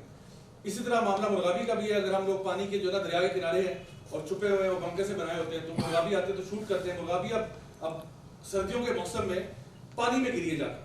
اب یہ جو لیبراڈور ہوتا ہے اس کی اسکن کے اوپر نا ڈبل ٹرپل کوٹ ہوتا ہے, وہ بالکل نا اندر سے گیلا نہیں ہوتا, ویٹ نہیں ہوتا. اوپر سے کوٹ اس کا گیلا ہوتا ہے لیکن اندر سے وہ بالکل ٹھیک رہتا ہے. تو وہ بالکل برفوں والے پانی میں بھی چھلانگ مار دیتا ہے. چلا جاتا ہے اور جا کے بطخ ریٹریو کر کے لے آتا ہے. تو اب وہ گیا ہے تو چھلانگ ماری ہے پانی کے اندر, تیرتا ہوا آگے تک گیا ہے, اور ہو سکتا ہے دریا کی کرنٹ بھی ہو, اس کو اس کے اگینسٹ بھی سوئم کر کے آ جائے گا. سوئم کر کے وہ بطخ منہ میں لے کے ہمارے پاس کنارے پہ پہنچے گا, گڈ بوائے کر کے اس سے ہم لیں گے ڈراپ کر دے گا, وہاں پہ ذبح کیا, ڈن ہو جائے گا. تو اب دیکھیں یہی معاملہ جب میں دبئی میں تھا, ابو دھابی میں تھا, وہاں میں نے دیکھا جو شیخ ہوتے ہیں وہ بازوں کے ساتھ شکار کرتے ہیں. کوئی اوپر سے جب برڈ گزرتی ہے تو باز کو ریلیز کر دیتے ہیں, باز جاتا ہے برڈ کو پکڑ کے لے آتا ہے. اچھا یہ جو پروسیس میں آپ کو بتا رہا ہوں شکار کے, اس لیے بتا رہا ہوں کہ جب میرے پاس اگر ایک کتا ہے اور میں نے اس کو ریلیز کیا ہے, چھوڑا ہے, تو مجھے معلوم ہے کہ جو کتا ہے اس کو پتا ہے کہ اس کا رزق جو ہے وہ اس پرندے میں نہیں ہے بلکہ اس کے مالک کے ہاتھ میں. کیونکہ جب وہ میرے پاس آتا ہے نا تو میں اس کو کوئی بسکٹ دیتا ہوں ایز اے ریوارڈ, اور کھانا رات کو ملے گا, اس کو پراپر کھانا ملے گا, دوپہر کو کھانا ملے گا. اس کو پتا ہے رزق اس کے ہاتھ میں, رزق اس پرندے میں نہیں ہے. وہ جو باز اڑاتے ہیں, شیخ اڑاتے ہیں باز, وہ باز کو بھی پتا ہوتا ہے کہ میری پرواز جو ہے وہ اس چیز کو حاصل کرنے میں, لیکن رزق میرا میرے مالک کے ہاتھ میں.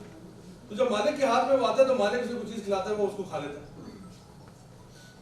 بالکل اسی طرح سے ہمیں بھی پتا ہونا چاہیے کہ ہماری جو پرواز ہے نا, ہمارا رزق وہاں نہیں ہے, ہمارا رزق ہمارے مالک کے پاس. رزق ہسپتال میں نہیں ہے, یہ تو ایک نیند ہے, تو ایک سبب ہے اللہ نے آپ کے لیے بنا دیا ہوگا. رزق اصل میں اللہ کے ہاتھ میں. تو اور میں آپ کو بتاؤں کہ جب اگر کوئی کتا جو ہے جا کے اس پہ پرندے پہ منہ مار دے نا, اس کو بائٹ کر دے, تو ہم کہتے ہیں کہ کتا خراب ہو گیا, اور یہ پرماننٹلی ہمارے رزق سے اب فائدہ نہیں اٹھا سکتا. اس کو بھیج دیں گے کسی گاؤں میں اور یہ وہاں جا کے ایسے ہی بس وہ کہتے ہیں نا لگڑ ہو کے پھرے گا, اس کا اب کوئی کام نہیں ہے. کیونکہ یہ کتا, اور یہ میں بتاؤں کہ 100 کتوں میں سے کوئی ایک کتا خراب ہو جاتا ہے اس طرح سے, جو کیا کرتا ہے کہ جانور کو نا پھاڑنا شروع کر دیتا ہے. اب وہ جانور مجھے پھاڑ دی تو بالکل حرام ہو گیا نا. یعنی ہمارا تو کام تھا, کتا صرف اس کو ریٹریو کرتا ہے, پرندہ گرا ہے اس کو اپنے منہ میں آرام سے پکڑتا ہے اور لے کے ہمارے پاس آتا ہے, اور وہ جانور پھٹپھا ہی رہا ہوتا ہے, اس کو پکڑ کے ہم ذبح کرتے ہیں اور جی ڈن ہو گیا. لیکن اگر یہ اس کو مارنا شروع کر دے, اس کے پر اتارنا شروع کر دے, گردن اڑا دے اس کی, تو پھر تو یہ کیا لے کے آئے ہمارے پاس. اگر اس نے خود منہ مار دیا اس کے اندر, ٹیمپٹ ہو گیا نا, ٹیمپٹ ہو کے خود ہی منہ مار دے, اس کا رزق ہماری طرف سے پرماننٹلی بند ہوتا ہے. تو کتا, اس سے تو کتا اتنا سمجھدار ہوتا ہے, اس کو پتا ہوتا ہے کہ میں نے مالک کا وفادار رہنا. اسی لیے بھلے شاہ نے کہا تھا نا, کتے تین تو اتے اٹھ بھلیا یار بنا لے, نیتے بازی لے جان کتے. وہ کیا کہنا چاہتے ہیں کہ اٹھو صبح اٹھ کے نماز پڑھ لو جا کہ اے اللہ کے بندے, تو کتا جو ہے نا اپنی مالک کی رکھوالی کے لیے ساری رات جاگا رہتا ہے, اور تو سو رہا ہوتا ہے, اور صبح فجر کی نمازیں ہو رہی ہو, تو سو رہا ہے, اٹھ جا کے یار بنا, اللہ کو راضی کر لے جا, ورنہ تیرے سے تو کتے بازی لے جائیں. اور اسی لیے اللہ تعالیٰ سورہ عادیات کے اندر نا گھوڑوں کا ذکر کرتے ہیں کہ گھوڑے بھی تجھ سے بہتر ہیں, کہ جہاں پہ پہلی آیات میں ہمیں بتایا جا رہا ہے گھوڑوں کی شان و شوکت بتائی جا رہی ہے, اور پھر اسی کے فوراً بعد اللہ تعالیٰ ذکر کرتے ہیں کہ یقیناً انسان جو ہے نا وہ بڑا نافرمان ہے, بڑا ناشکر ہے اللہ کا. تو ہماری جو رزق کمانے کا ایفرٹ ہے نا, ہم نے یہ سوچنا ہے کہ روز صبح ہماری پرواز ہوتی ہے, روز صبح ہم دفتر جاتے ہیں, روز صبح ہم کام پہ جاتے ہیں. یاد رکھیں اس کام پہ جاتے ہوئے نا اللہ کو ناراض نہیں کرتے. آپ بندے اللہ کے, الذی خلق الموت والحیات لیبلوکم ایکم احسن عملا. اللہ تعالیٰ فرما رہے ہیں ہم نے زندگی موت پیدا اس لیے کی ہے تمہارے امتحان لینے کے لیے, اس امتحان میں فیل نہ ہو جانا. اللہ تعالیٰ فرماتے ہیں وما خلقت الجن والانس الا لیعبدون, میں نے جنوں اور انسانوں کو کسی مقصد کے لیے پیدا نہیں کیا سوائے اس کے کہ وہ میری بندگی کریں. ہم سب اللہ کے بندے ہیں, ہم سب اللہ کے بندے ہیں. اللہ ہمیں روز بھیجتا ہے کام پہ, چلو کام پہ جاؤ. کام پہ جاتے ہو, اب جا کے وہاں ڈنڈی نہیں مارنی, وہاں جا کے اب منہ نہیں مارنا چیزوں, بس حق حلال کا کام کرنا ہے, واپس اللہ کے پاس ہی آنا. اِنَّ لِلَّهِ وَإِنَّا إِلَيْهِ راجعون, پھر اللہ بتائے گا کیا کیا. تو یہ فلسفہ سمجھ لیں کہ ہمارا رزق کمانا جو ہے یہ بھی ایک ایکٹ آف ورشپ ہے, اور اس کے اندر بھی ہم لوگ اگر ڈنڈی مارنے کی کوشش کریں گے, سمجھیں کہ پھر اللہ تعالیٰ کے ہاتھ میں سارا رزق ہے. اللہ جو آپ کو دینے کا اختیار رکھتا ہے وہ لینے کا بھی اختیار رکھتا ہے. اگر اللہ ہمارا رزق بند کر دے, بتائیں کون سا ایسا بندہ جو اللہ سے نکلوا سکتا ہے. اگر اللہ ہمارا رزق روک دے, وہ تو اللہ کا کرم ہے کہ اللہ نے رزق دیا ہوا ہے, وہ تو اللہ کا کرم ہے کہ رزق آ رہا ہے. آج اگر اللہ تعالیٰ ہمارا رزق بند کر دے اور ہم سڑکوں پہ آ جائیں, کیا کر لیں گے آپ, کیا بگاڑ لیں گے اللہ کا؟ کچھ بھی نہیں کر سکتے. ہم تو بالکل ڈیپینڈنٹ ہیں, 100% اللہ پہ ڈیپینڈنٹ ہیں. تو پھر ڈنڈی مارنے کا تو کانسیپٹ ہی پیدا نہیں ہوتا ہمارے دین کے اندر. کیسے آپ کر سکتے ہیں؟ انسان کو پتہ ہونا چاہیے اللہ تعالیٰ نے اپنے انبیاء کو بھی یوں ٹیسٹ کیا. ایوب علیہ السلام کے واقعات کیا بھول تو نہیں گئے؟ ایوب علیہ السلام کو اللہ نے بہت رزق دیا, اور وہ تو یہ نہیں کہ ان کی نافرمانیاں ہوئی تھی, وہ تو اللہ صرف آزما رہا تھا کہ میرا بندہ کتنے پانی میں. اللہ نے اتنا رزق دیا, اتنی خوبصورتی, حسن دیا, سب کچھ دیا, اور پھر ایک ایسا ٹیسٹ, ایسی ابتلا آئی, ایسا ٹیسٹ آیا کہ سب کچھ چلا گیا. خاندان والے بھی چلے گئے, گھر والے بھی چلے گئے, حسن و جمال بھی چلا گیا, چہرے کے اوپر نا دانے پڑنا شروع ہو گئے پورے چہرے پہ, سب کچھ چلا. بیماری ایسی لگ گئی جو کہ کنٹیجس تھی, لوگ ہی پاس نہیں آتے تھے. اور پھر وہ اس میں اور اللہ کا شکر ادا کرتے کہ اللہ کا شکر, اللہ کا شکر, اللہ نے سب کچھ اس سے بھی بہتر واپس لوٹا دیا, کیونکہ سارا کچھ ہے ہی اللہ کے ہاتھ میں. اللہ کو کسی سبب کی بھی ضرورت نہیں, اللہ مسبب الاسباب ہے, اللہ کو سبب کی بھی ضرورت نہیں. اللہ کے لیے کن فیکون ہے. ہمارے لیے شاید بہت بڑی بات ہو, اللہ کے لیے کن فیکون ہے. ہمارے نا یہ جو چیلنجز ہوتے ہیں نا, پرابلم ہماری لائف میں آتے ہیں, اکثر اوقات کوئی پرابلم آتا ہے تو ہمیں بڑی ٹینشن ہوتی ہے کہ اب یہ پرابلم کیسے جائے گا. ہم بھول جاتے ہیں کہ ہمارے لیے وہ پرابلم ہے, اللہ کے لیے کچھ بھی نہیں. تو اللہ کی طرف رجوع کرو, اللہ سے بنا کر. میں جب نرسری میں تھا تو میری کلاس میں ایک بچہ تھا, وہ نا ٹیچر نے کہا سارا کو کہ نا آپ کلرنگ کریں فلاں پیج, نرسری کے اندر کوئی پیج دیا یہاں پہ نا کلرنگ کریں. تو ایک بچہ تھا, وہ رونا شروع ہو گیا, پاگلوں کی طرح رونا شروع ہو گیا. تو میڈم نے کہا کیا ہوا ہے آپ کو؟ تو اس نے کہا میری پینسل ٹوٹ گئی ہے. اب وہ جو کلر پینسل تھی اس کو ٹوٹ گئی, پتہ نہیں کیا ہوگا اس کے ساتھ. تو وہ اب رو رہا ہے. تو ٹیچر کہتی ہے اس میں رونے والی کیا بات ہے, ادھر آؤ میرے پاس. تو وہ آیا ٹیچر, اور روتا روتا آ رہا ہے. تو ٹیچر نے اپنا ڈراور کھولا, اس میں سے کلر پینسل نکالی, یہ لو جو لو جاؤ یہاں سے. اب اس کے بعد میں نے ہنسنا شروع ہو گیا, اور ہنستے سے واپس گیا کلر شروع کر دیا. کبھی کبھار نا ہم بھی اسی بچے کی طرح بہیو کرتے ہیں. ہماری لائف میں کوئی پرابلم آتی ہے نا, ہم رونا شروع کر دیتے ہیں, کیونکہ ہمیں کوئی اور کلر پینسل نظر نہیں آ رہی ہوتی. میری پینسل ٹوٹ گیا, میں کیا کروں؟ تو اللہ تعالیٰ جو خزانوں کا مالک ہے وہ کہتا ہے ادھر آ میرے پاس, ادھر آ, میں نہیں دیتا. اللہ کے لیے کوئی مسئلہ نہیں ہوتا, اللہ تعالیٰ ایسے ٹھیک کر دیتا ہے. مسئلہ یہ کیا ہم اللہ کے پاس جائیں گے یا نہیں جائیں گے, ہم اپنے ہی رونے پہ روتے رہیں گے کہ یہ میرے ساتھ کیا ہو گیا, یہ معاملات کیسے ہو گئے. یاد رکھیں اللہ کے لیے وہ مسئلہ کچھ بھی نہیں, ہمارے لیے بہت بڑی چیز ہے, اللہ کے لیے کچھ بھی نہیں. اللہ تعالیٰ فرماتے ہیں قرآن مجید میں ان اللہ یرزق من یشاء بغیر حساب, اللہ جس کو چاہتا ہے رزق عطا فرماتا ہے بغیر حساب. اللہ تعالیٰ تو ہم حساب کتاب کرتے ہیں کہ جس کو میں نے کتنے روپے دیے تھے, اس کو کتنے دیے تھے, ہاں یہ حساب. اللہ تعالیٰ کہتے ہیں میں دیتا ہوں بغیر حساب کے, جس کو چاہوں گا میں دوں. اللہ یرزق من یشاء, جس کو اللہ چاہے گا رزق دے گا اور بغیر حساب کے دے گا. تو اللہ تعالیٰ سے بنا کے رکھنی ہے نا, پھر ہم نے تو اللہ سے بگاڑ نہیں رکھنا جب رزق سارا اللہ کے ہاتھ میں. اور اللہ تعالیٰ نے ہمارا میکنزم یہ بنایا کہ ہم ہر نماز کے اندر, ہر رکعت کے اندر کم از کم 11 دفعہ اپنے آپ کو یہ بتاتے ہیں بات کہ اللہ ہمارا رب ہے. الحمدللہ رب العالمین, سبحان ربی العظیم, سبحان ربی العظیم, سبحان ربی العظیم. کتنے ہو گئے؟ 4 ہو گئے. پھر ہم کہتے ہیں ربنا ولک الحمد, ٹھیک ہے, تو 5 ہو گئے. پھر سبحان ربی الاعلیٰ, سبحان ربی الاعلیٰ, سبحان ربی الاعلیٰ, اور پھر 3 دفعہ اور. تو یہ 11 دفعہ کم از کم ہر رکعت میں ہم کہتے ہیں اللہ رب ہے, اللہ رب ہے, اللہ رب ہے, اللہ رب ہے. رب کا مطلب کیا ہے؟ پالنے والا اللہ ہے, رزق دینے والا اللہ ہے, میرا خیال کرنے والا اللہ ہے. اللہ میرا رب ہے, میرا یعنی ہم وہ جو دعا پڑھتے ہیں رب ارحمہما کما ربیانی صغیرا, ہم اپنے والدین کو کہتے ہیں کہ اللہ جس طرح انہوں نے میرے ساتھ مجھے پالا, میرے ماں باپ نے مجھے پال پوس کے بڑا کیا, تو اس سے بہتر ان کے ساتھ کرنا. تو ہم کہتے ہیں اللہ میرا رب ہے, اللہ مجھے پال رہا ہے, اللہ مجھے پال رہا ہے, اللہ مجھے پال رہا ہے, اللہ مجھے پال رہا ہے. ہر نماز کی ہر رکعت میں 11 دفعہ آپ اللہ کی یہ صفت بیان کرتے ہو کہ اللہ رب ہے. 99 اسماء و صفات ہیں, ان میں سے کوئی اور بھی تو ہو سکتی تھی نا, کوئی اور بھی, لیکن اللہ تعالیٰ نے یہ رب کی جو صفت ہے نا اس کو ہائلائٹ کی کہ جان لو کہ تمہیں پالتا اللہ ہی ہے. تو جب آپ اپنے آپ کو ہر رکعت میں 11 دفعہ ہی کہتے ہیں, 2 رکعت والی نماز پڑھیں گے تو 22 ہو گیا, 4 رکعت والی پڑھیں گے 44 دفعہ, آپ کم از کم اپنے آپ کو ریمائنڈ کراتے ہیں کہ اللہ میرا رب ہے, اللہ میرا رب ہے, اللہ میرا رب ہے. اس کے باوجود بھی بندہ کام میں 2 نمبریاں کرے تو سمجھ سے باہر بات ہے. جب آپ کو پتہ ہے کہ رب اللہ ہے, رب میرا بزنس نہیں ہے, جاب نہیں ہے, کام نہیں ہے, رب اللہ ہے. تو اللہ تعالیٰ نے ہمارے نماز کے اندر بھی نا یہ چیز ان بلٹ کر دی کہ کہیں خدا نہ خواستہ بھول نہ جانا کہ اللہ ہمارا رب ہے. اب اس کے اندر ویسے تو بہت ساری چیزیں ہیں جو کہ بات کی جا سکتی ہیں کہ جب آپ اپنی ایتھیکل پریکٹسز کو دیکھتے ہو تو آپ کو کون کون سے ایریاز دیکھنے ہیں. For example generally hiring and promotions ہے, نیچر آف بزنس کیا, آپ کا کسٹمر ریلیشن شپ, یعنی آپ کے یہاں پہ پیشنٹ ریلیشن شپ ہے, کیا ریلیشن شپ ہے, امپلائی ریلیشن شپ ہے, آپس میں آپ لوگوں کے تعلقات کے, ہر چیز میں اللہ کا خیال رکھنا. کہ میں اس بندے کے ساتھ کیسے ڈیل کر رہا ہوں. کمپیٹیٹر ہیں آپ کے علاوہ کوئی اور ہاسپٹل ہے, اس کے ساتھ آپ کیا معاملہ کرتے ہیں. اس کے علاوہ مس یوز آف ایسٹس ہے, یہاں کے کا سامان کس حد تک یعنی کہاں کہاں استعمال ہوتا ہے. ہمارے تو شیخ کہتے تھے کہ بیٹا آفس سے پیپر بھی اٹھانے سے پہلے سوچنا کہ تم پیپر اٹھا کے گھر لے جا رہے ہو نا, یہ تمہارا کیا, اگر تو تمہاری انڈرسٹینڈنگ ہوئی بھی ہے اپنے سپیریئر سے کہ بھائی میں پیپر گھر لے جا سکتا ہوں تو اور بات ہے, اگر نہیں ہوئی بھی دین ڈونٹ ٹیک اٹ. عمر بن خطاب رضی اللہ عنہ جو ہے جب کوئی خط لکھتے تھے آفیشیل اپنا تو ایک موم بتی جلاتے اور اس کی روشنی میں خط لکھتے. جب کوئی پرسنل لکھتے وہ بجھا کے اپنی موم بتی جلاتے اور پھر خط لکھتے کہ یہ میرے اپنا ہے نا تو اس میں کمپنی ایسٹ استعمال نہیں ہوگا, میرا اپنا ایسٹ ہوگا. ایک دفعہ بیمار ہو گئے, بہت سخت بیمار, اس ٹائم پہ خلیفۃ المسلمین تھے, امیر المومنین تھے, تو اپنی شورا سے مشورہ لیتے ہیں کہ کیا مجھے اجازت ہے کہ میں بیت المال سے شہد لے لوں ایک بوتل, کیونکہ میری طبیعت خراب ہے اور میرے پاس ہے نہیں.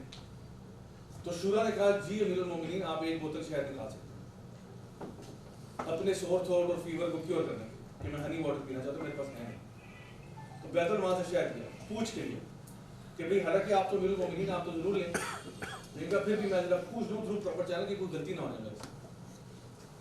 سو یہ وہ چیز ہے کہ مسیوز آف ایسٹ. اور پھر انوائرمنٹل پولوشن آپ کی کمپنی تو نہیں کر رہی وغیرہ, یعنی یہ میں کچھ آپ کو چیزیں ہائی لائٹ کی ہیں کہ جب آپ کوئی بزنس سیٹ اپ کرتے ہیں, اپنی جاب کرتے ہیں, تو اس میں آپ یہ دیکھیں کہ ہمارا کام وہ نہیں ہے جو اس وقت ویسٹرن ورلڈ میں پلیز ہو رہا ہے. فار ایگزامپل وہاں پہ کمپیٹیٹر کو کہتے ہیں eat your competition for breakfast, یعنی ان کی لیگ پولنگ کرے, اگلے کو کاٹو اپنے آپ کو اٹھاؤ. یہ ہمارا کام نہیں ہے.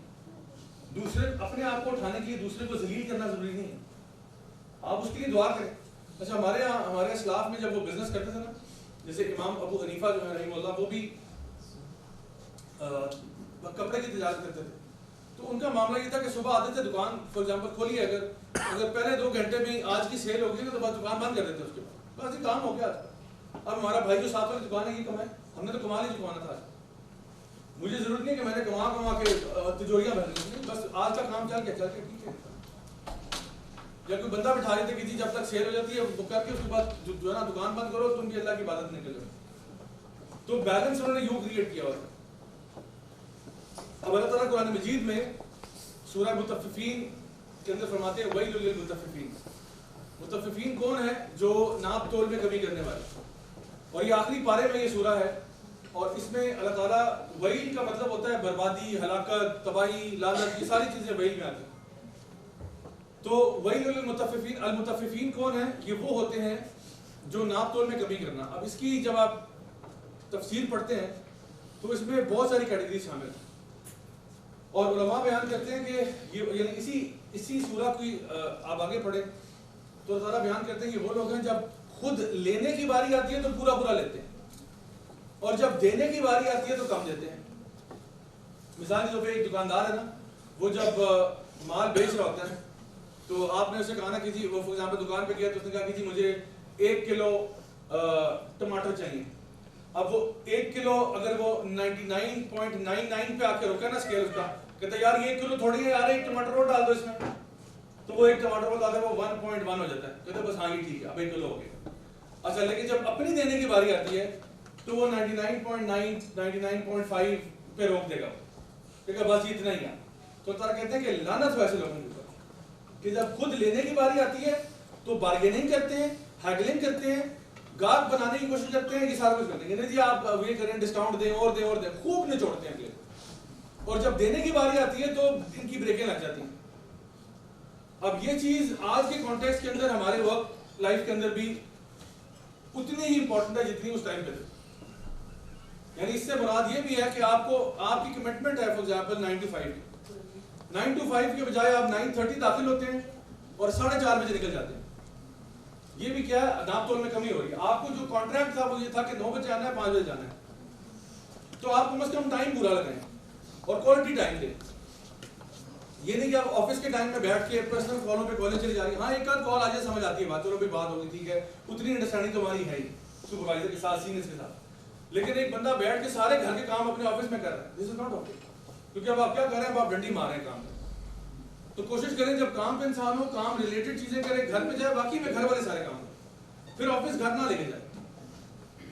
میرے ساتھ ایسے کئی واقعات ہوئے کہ کسی آفس کے کولیگ نے یا کسی اور کلائنٹ نے رات کے 2-2:30 بجے کال کیا, میں ان کو آرام سے کہتا تھا بھائی یہ میرا گھر کا ٹائم ہے, میں اس وقت کال آپ کے انٹین کا نہیں سکتا, سوری آپ صبح کال کریں 9 بجے کے بعد. You have to be clear some time کہ نو ڈس رسپیکٹ, پر رات کے 2:30 بجے کون سا بزنس مجھ سے بات کرنا چاہ رہا ہے, میں اپنی فیملی کے ساتھ ہوں, بھائی کیا کر رہے ہیں. تو آپ کو ٹائم ایلوکیٹ کرنا پڑتا ہے. اسی طرح سے جب آپ بزنس میں ہو, اپنے کام پہ ہو, unless there is an emergency, فضول میں گپے لگانے کی ضرورت نہیں کہ اور سنا کیسے ہیں, ٹھیک ہے, کیا چل رہا ہے, یہ ہو رہا ہے, وہ ہو رہا ہے. تو اپنی ڈیوٹی کو فلی پورا کرنا, تب جا کے انسان اس چیز سے باہر نکلے گا کہ جہاں پہ اللہ تعالیٰ وعید کہہ رہے ہیں, ہلاکت کہہ رہے ہیں, اور یعنی بہت بڑے عذاب کی, یعنی یہ جہنم کے اندر ایک خاص پنشمنٹ کا نام بھی وہی ہے.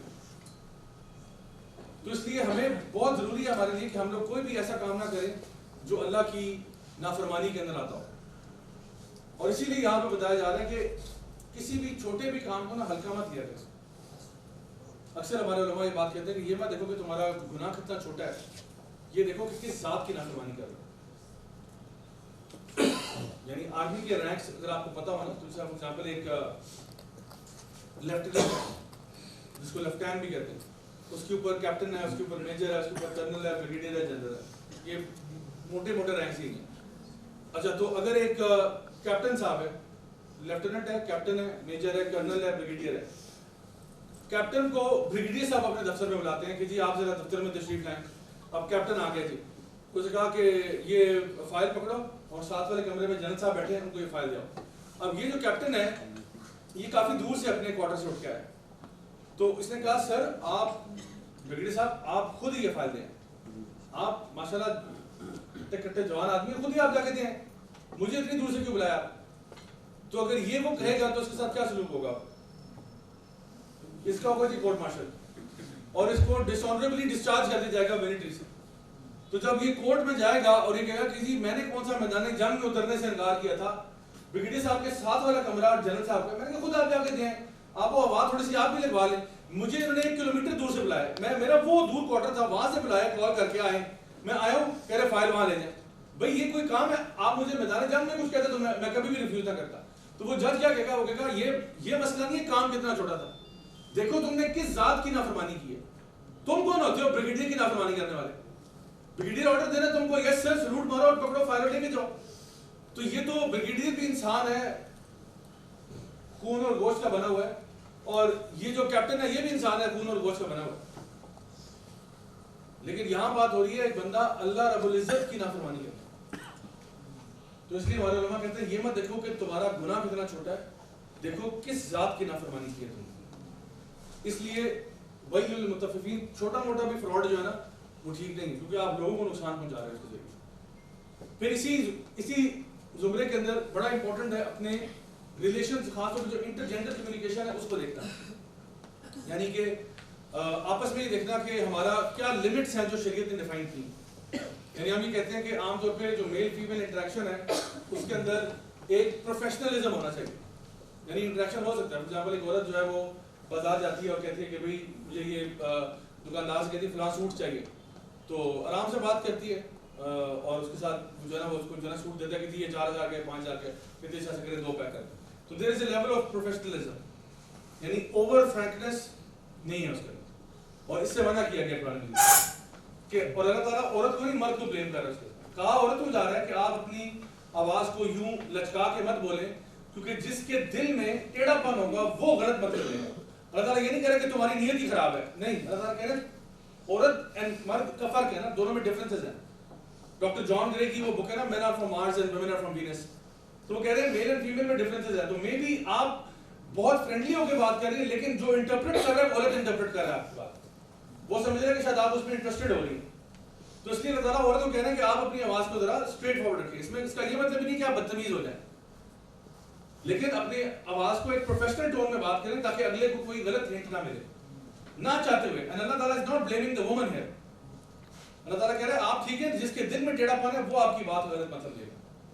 تو اس لیے اپنے آپ کو اس طرح سے کنڈکٹ کرنا. دوسری چیز, آپ کی جو انٹریکشن ہے وہ کبھی بھی پرائیویٹ میں نہیں ہونی چاہیے, کیونکہ جب بھی 2 نامحرم ایک ساتھ ہوتے ہیں تو تیسرا شیطان ہوتا ہے. اور پھر اس چیز کو کسی مقصد کے تحت ہونی چاہیے. فضول کی گپیں اور فرینکنس اور یہ چیز ٹھیک نہیں, کسی مقصد کے تحت بات ہوگی, اور زیادہ لمیٹڈ رہے کہ بہت زیادہ بھی فریکوینٹ نہ ہو. یعنی جب ایک اگر میٹنگ سے بات ہو جاتی تو ٹھیک ہے، اب دوسری تیسری کرنے کی ضرورت نہیں ہے آپ کو. تو کچھ پرنسپلز ہماری شریعت بتاتی ہے کہ یہ پرنسپل اگر آپ فالو کر لیں تو انشاءاللہ آپ کا جو انٹریکشن ہے وہ ایک اچھا انٹریکشن ہو سکتا ہے. ٹھیک ہے، تو اس کا خیال رکھنا اس خاص طور پہ اس قسم کے انوائرمنٹ کے اندر. And then working around your obligations. یعنی ایک چیز ہوتی ہے نا کہ ہم لوگ صبح اٹھتے ہی اپنی جو ٹائم مینجمنٹ کرتے ہیں اس میں ہم یہ دیکھیں کہ بھائی میرا صبح آج کا اسکیجول یہ ہے، نمازیں میری اس ٹائم پہ آ رہی ہیں، اب مجھے اپنی ساری کمٹمنٹس اور اپوائنٹمنٹس جو ہیں وہ اسی کے ارد گرد کرنی ہے. کہ فار ایگزامپل صبح میں نے جانا ہے، اس کے بعد انہیں چیزوں کو ڈیل کرنا ہے، اس کے بعد ظہر کی نماز ہوگی، وہ پڑھنے کے بعد میں نے یہ کام کرنا ہے، پھر عصر کی نماز ہے، پھر یہ کرنا ہے، پھر اس کے بعد مغرب ہے، پھر ایسے ہے. تو ہر چیز کو اپنی اوبلیگیشنز کے اراؤنڈ، یہ نہ ہو کہ آپ کی اوبلیگیشنز جو ہیں وہ کمپرومائز ہو جائیں آپ کے کام کے اندر، کیونکہ جو آپ کا اصل مقصد تھا وہ تو اللہ کی عبادت تھا نا. وما خلقت الجن والانس الا لیعبدون. تو یہ نہ ہو کہ کام کے چکروں میں آپ کی عبادات چلی جائے. اسی طرح سے آپ کا روزہ رکھنا ہے، آپ کا زکوٰۃ دینا ہے، یہ ساری چیزیں جو ہیں یہ آپ کی پرائمری اوبلیگیشنز ہیں. تو ان کا کنسرن پہلے ہے، ان کا ریگارڈ پہلے ہے.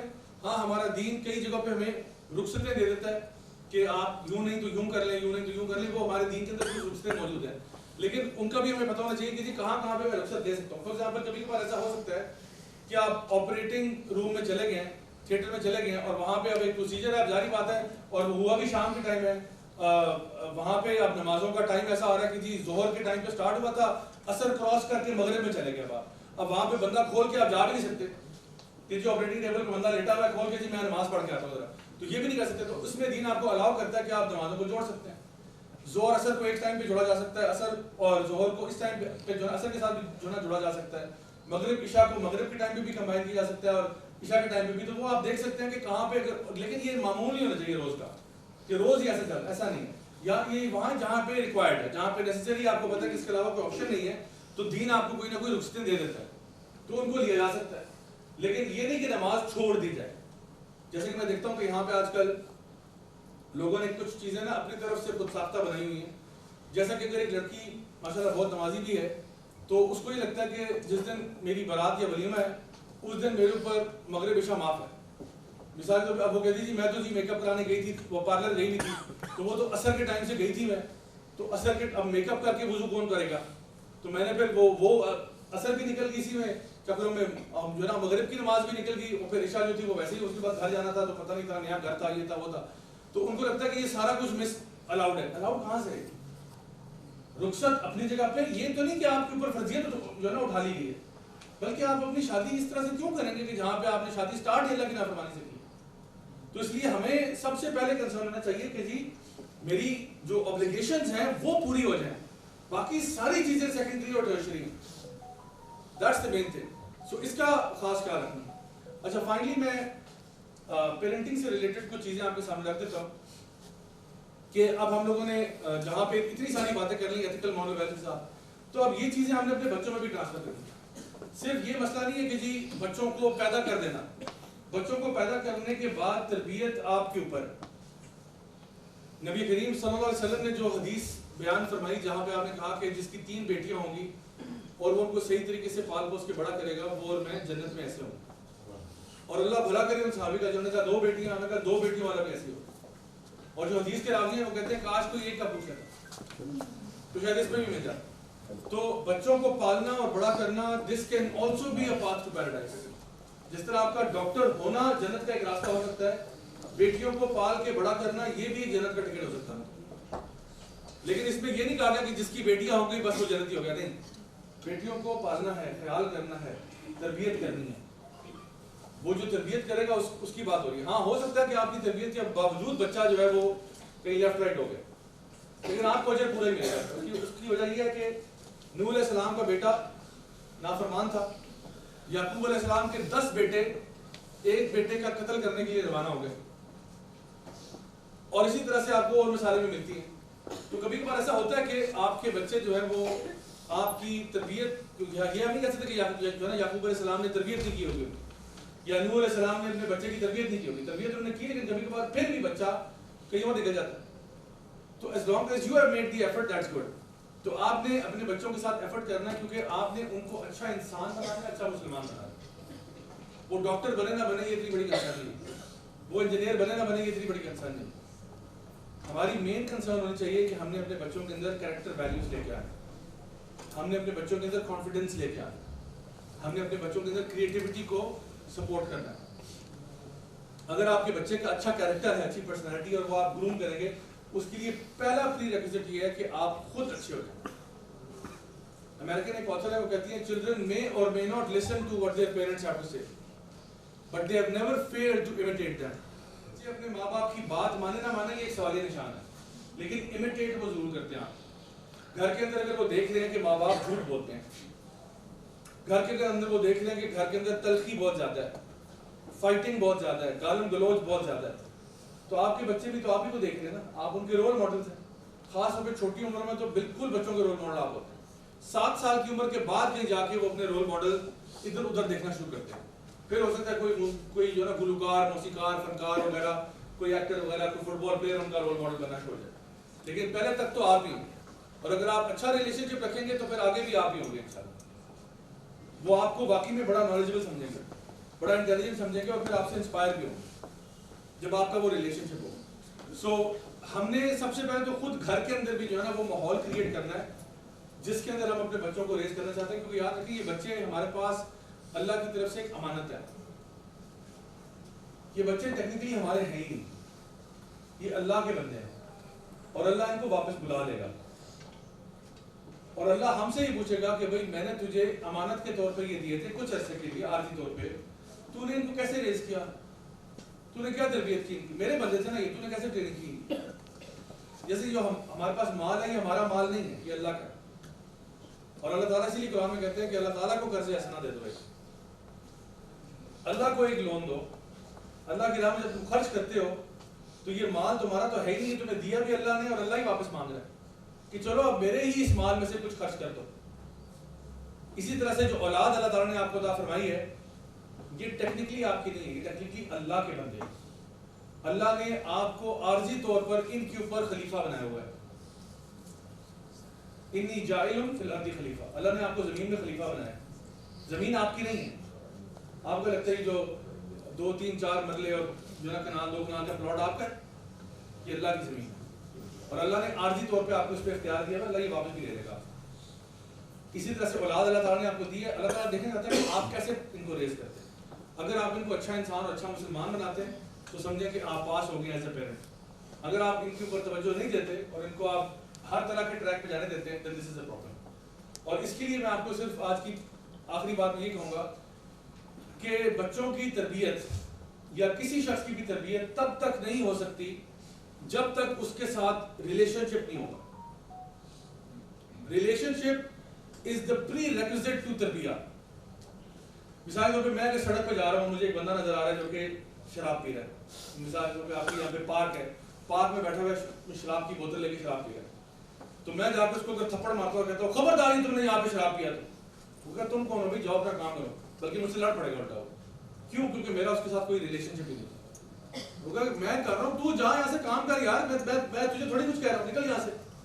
لیکن اگر میرا اس کے ساتھ ایک ریلیشن شپ ہے, یا میں ابھی اس کو نہیں جانتا, میں اس کے ساتھ بیٹھتا ہوں, السلام علیکم بھائی جان, کیسے ہو آپ, ٹھیک ہو, کیا ہو رہا ہے, کیا کر رہے ہو, گپ شپ لگتی ہے, آدھا گھنٹہ بات کرتے ہیں, پھر میں کہتا ہوں بھائی یار آپ اتنے اچھے ہو, اتنے سمجھدار لگ رہے ہو, یار یہ اچھا تو نہیں کہ آپ شراب پی رہے ہو, اچھی بات تو نہیں. تو اب چلو گھنٹے میں بھی ریلیشن شپ جو بنا نا, اسی کا شاید وہ خیال رکھتے ہوئے کہ جی بھائی بات تو ٹھیک ہے. لیکن اگر میں راہ چلتے ہوئے کچھ ویسے پکڑ کے ڈانٹنا شروع کر دوں, وہ میری بات کو سنے گا. اسی طرح سے اگر میرے بچے کے ساتھ ایک ریلیشن شپ ہے, ریلیشن شپ تب ہوتا ہے اس کا, مجھے کیسے پتا کہ میرا ریلیشن شپ ہے یا نہیں ہے. ریلیشن شپ تب ہوتا ہے جب بچہ خود سے آپ کے پاس آ کے باتیں کرنا چاہتا ہے. ڈنڈے کی زور نہیں, ادھر آؤ, کھڑے ہو یہاں پہ, بتاؤ کیا کیا آج اسکول میں نے یہ کیا. یہ انٹروگیشن ہوتی ہے, یہ ریلیشن شپ نہیں. ریلیشن شپ تب ہوتا ہے جب بچہ اپنی باتیں آپ سے شیئر کرتا ہے. تو آپ نے اتنا کمفرٹ لیول اس کو دینا ہے, ہاں اس کو پتا ہو کہ یہ میرا باپ ہے, یہ میری ماں ہے. ماں باپ میں اور بیسٹ فرینڈ میں فرق ہوتا ہے, لیکن آپ کے دروازے اتنے اوپن ہو کہ وہ آپ سے چیزیں ڈسکس کر سکیں. اور اگر وہ کوئی چیز بتاتا بھی ہے تو آپ کو اوور ریئیکٹ کرنے کی ضرورت نہیں. اکثر بچے کمپلین بھی کرتے ہیں کہ ہمارے پیرنٹس اوور ریئیکٹ کرتے ہیں. ہم اگر بتائیں بات کیا کیا تم نے, اور وہ ایک دم سے بچہ کہتا ہے اگلی دفعہ بتانا ہی نہیں ہے, یہ تو یار اس پہ اتنا ریئیکشن دیا تو اس سے بڑی بات بتائی تو کیا ہو. تو آپ نے ان کی بات سننی ہے, اور آپ نے ان کے ساتھ یہ ٹریٹمنٹ کرنا ہے کہ دیکھو ان کو سولوشن میرے سے ہی ملنا ہے. یہ پرابلم لے کے میرے پاس ہی آئے گا, میں نے ہی حل دینا ہے. کیونکہ مجھے یاد ہے میرا میرے فادر کے ساتھ ایسا ریلیشن شپ نہیں تھا کہ جہاں پہ ساری باتیں ڈسکس ہوں. تو پھر مجھے ٹریننگ کس نے دی؟ یہی میرے کلاس فیلو. اب وہ جیسی بھی تھی ٹوٹی پھوٹی فضول بیکار قسم کی, بس اسی کے اوپر ہم لوگ ہوئے اور بہت ساری غلطیاں کرنے کے بعد سیکھے. اور ضروری نہیں ہے کہ وہ غلطیاں کرنے کے بعد بھی آپ سدھر جائیں, وہ تو اللہ تعالیٰ کی توفیق تھی کہ میں نے یو ٹرن لے کے واپس آ گیا, ورنہ میں نے اپنی لائف میں لوگوں کو مزید خراب ہوتے ہی دیکھا. جو اس راستے پہ گیا وہ واپس کم ہی لوگ آئے, بہت کم آئے. تو اس لیے میں سمجھتا ہوں کہ پیرنٹس کو کم از کم وہاں پہ اویلیبل ہونا چاہیے اپنے بچوں کے لیے کہ بیٹا کوئی ایشو ہو, کوئی ٹینشن ہو, بڑے سے بڑی بات بھی ہو جائے, آنا آپ نے ہمارے پاس ہی اور ہم آپ کو بتائیں گے کہ اس کو ڈیل کیسے کریں. کیونکہ میں یہ بات سمجھتا ہوں کہ ماں باپ سے زیادہ سنسیئر تو کوئی بھی نہیں ہے. اسکول میں کوئی دوست ہے وغیرہ وہ اتنا سنسیئر نہیں ہے, وہ ٹائم کی بات ہوتی ہے, لیکن آپ کے والدین ہوتے ہیں جو سب سے زیادہ سنسیئر ہوتے ہیں, بچے کی خیر چاہتے ہیں, بھلائی چاہتے ہیں, اس کے لیے سیکریفائس کرنے کے لیے تیار ہوتے ہیں, سب کچھ کرتے ہیں. تو بچے کو یہ ٹرسٹ دینا کہ بیٹا آپ نے آنا ہمارے پاس ہی, no matter what happens. Finally میں آپ کو بتاؤں کہ میری چھوٹی بیٹی جو ہے, ایک دفعہ وہ کلاس 2 یا 3 کی بات, ہاں کلاس 3 میں تھی, تو میرے پاس آئی کہتی ہے کہ پاپا اس ورڈ کا کیا میننگ ہوتا ہے, اور وہ یہ ایف ورڈ تھا. تو کہتی ہے اس کا کیا مطلب ہوتا ہے. اب ایک بندہ باپ یہ سنے اپنی بیٹی چھوٹی 3 کلاس کی بچی ہے, کیا بولا تم نے, ادھر آؤ ذرا, کہاں سے بات سنی ہے, اور ڈانٹنا شروع. میں نے کہا اچھا, میری وائف نے میری تو دیکھا کہ مطلب یہ کیا ہو رہا ہے. تو میں نے کہا ذرا میری جان, میں نے اس کو اپنے پاس بٹھایا, میں نے کہا یہ ورڈ آپ نے کہاں سے سنا ہے. تو کہتی ہے پاپا وہ نا اسکول میں 2 بوائز تھے, وہ آپس میں لڑ رہے تھے, تو ایک بوائے نے ایک کو پش کیا تو دوسرا گرا زمین پہ, تو اس نے یہ کہا, تو جیسے اس نے کہا نا تو سارے ہوش ہو گئے. تو مجھے لگا پتہ نہیں کیا کہہ دیا اس نے. تو میں نے کہا بیٹا فرسٹ آف آل میں نے اس کو ہگ کیا, کس کیا. میں نے کہا first of all I am so happy کہ آپ میرے پاس آئی اور آپ نے مجھ سے شیئر کیا. میں نے کہا بیٹا یہ ورڈ جو ہے نا یہ بڑا بیڈ ورڈ ہے اور یہ اللہ جی کو پسند نہیں ہے, اور اس کا میننگ بھی بڑا شیم میننگ ہے, تو یہ اچھے بچے تو یہ ورڈ بالکل یوز نہیں کرتے. اور میں نے کہا ہمیں کسی کے ساتھ بھی یہ ورڈ یوز نہیں کرنا چاہیے, it's a very bad word. تو کہتے ہیں ہاں اسی لیے مجھے لگا کہ نا سارے جب ہوا کر رہے تھے مجھے لگا کہ کوئی برا ورڈ ہے, اسی لیے سارے اس کو اس طرح کہہ رہے تھے کہ تم نے مجھے گالی دی یا یہ وہ. تو میں کہ چلو اچھا کہ آپ نے میرے ساتھ شیئر کر دیا. اب آپ نے کبھی اس کو یوز نہیں کرنا, اور اگر کوئی کرے بھی تو آپ نے کو سمجھانا ہے, جیسے میں نے آپ کو سمجھایا کہ اچھا ورڈ نہیں ہے. اور ہم لوگ تو مسلمز ہیں, ہم نے تو اللہ کو جواب دینا ہوتا ہے. آپ کو پتہ ہے ہمارے منہ سے جو بھی ورڈ نکلتا ہے وہ ہمارے کندھوں پہ اینجلز بیٹھے ہوتے ہیں جو لکھ رہے ہوتے ہیں. تو ہم کیوں چاہیں کہ اینجلز ایسے گندے ورڈ لکھیں نا. تو اس نے کہا ہاں بالکل بات ٹھیک ہے. میں نے کہا چلو جاؤ کھیلو, بس ختم بات. What it took 2 minutes and that's it. نہ مجھے اوور ریئیکٹ کرنے کی ضرورت ہے, نہ مجھے زیادہ پینک کرنے کی ضرورت ہے. تو اب یہ کہ میں نے اس کو یہ بتا دیا کہ if there is ever a problem you come to me and I'll help you out without overreacting. I'll solve the problem لیکن overreact نہیں کرنا. تو یہ کمفرٹ ہم نے اپنے بچوں کو ضرور دینا ہے. یہ دیں گے تو تربیت کا دروازہ کھولے گا, ادروائز بچہ جو ہے وہ آپ اس کو اسکول سے پک کریں گے جب اسپیشلی وہ ٹین ایجر ہوگا, تو آپ کہیں گے ہاں بیٹا کیسا دن گزرا, اوکے کیا کرتے رہے آج, nothing, how is your day today, fine. وہ بات ہی نہیں کرے گا, 1 ورڈ آنسر دے گا. چھوٹی عمر میں نا بچے اتنا بولتے ہیں کہ ان کو چپ کرانا مسئلہ ہو جاتا ہے. لیکن اگر ماں باپ ان کو چپ کراتے رہے بار بار, اور ان کو شٹ اپ کراتے رہے اور سائڈ پہ کراتے رہے, تو بڑی عمر پہ پھر وہ آپ سے بات کرنا چھوڑ دیں گے, کیونکہ ان کے پاس ٹائم ہی نہیں ہوتا. The biggest investment you can make on your children is not toys, it's time. Because surely you spend time with those whom you love. تو ٹائم سب سے بڑی انویسٹمنٹ ہے. تو وہ چاہے گھنٹوں کی بات نہیں ہونی, 15 منٹ ہو, 20 منٹ ہو, آدھا گھنٹہ ہو, لیکن کوالٹی ٹائم ہونا چاہیے. Quality over quantity. ماں باپ ساتھ بیٹھے ہوئے ہیں, ٹی وی پہ کچھ چیز چل رہی ہے اور وہ دیکھ رہے ہیں, 2 گھنٹے سے لگے ہوئے, ہر بندہ اپنے اپنے فون میں. ساتھ we are all present but mentally we are absent. ہم سب کی نا غیر حاضریاں لگی ہوئی ہیں, ہم physically present ہیں, mentally ہم absent ہیں سارے. یہ quality time نہیں ہے. same space میں ہونا quality time نہیں ہے. quality time یہ ہے کہ فونے شونے سب سائڈ میں ہیں اور آپ کہتے ہو بیٹا how was it, کیا کیا, اچھا مجھے بتاؤ, اچھا what was the best part of it, what was the worst part of it, اچھا تمہاری فلانی فرینڈ کیسی ہے, کیا چل رہا ہے اس کے ساتھ لائف میں.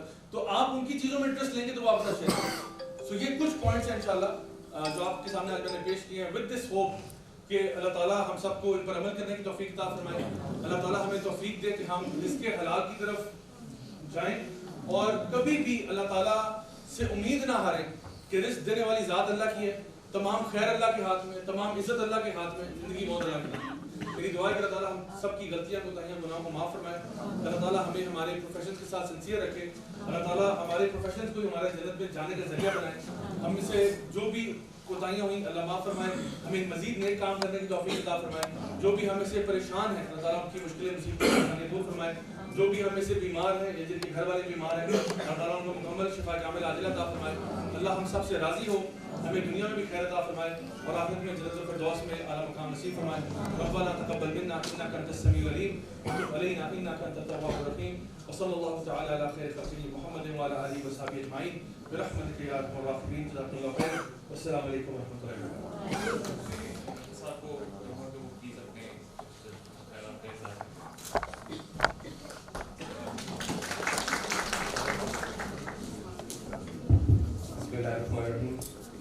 Respected CEO, Youth Club, Regional Nexa, respected Head of Departments, faculty members, ladies and gentlemen, staff nurses, PGR, Assalamu alaikum.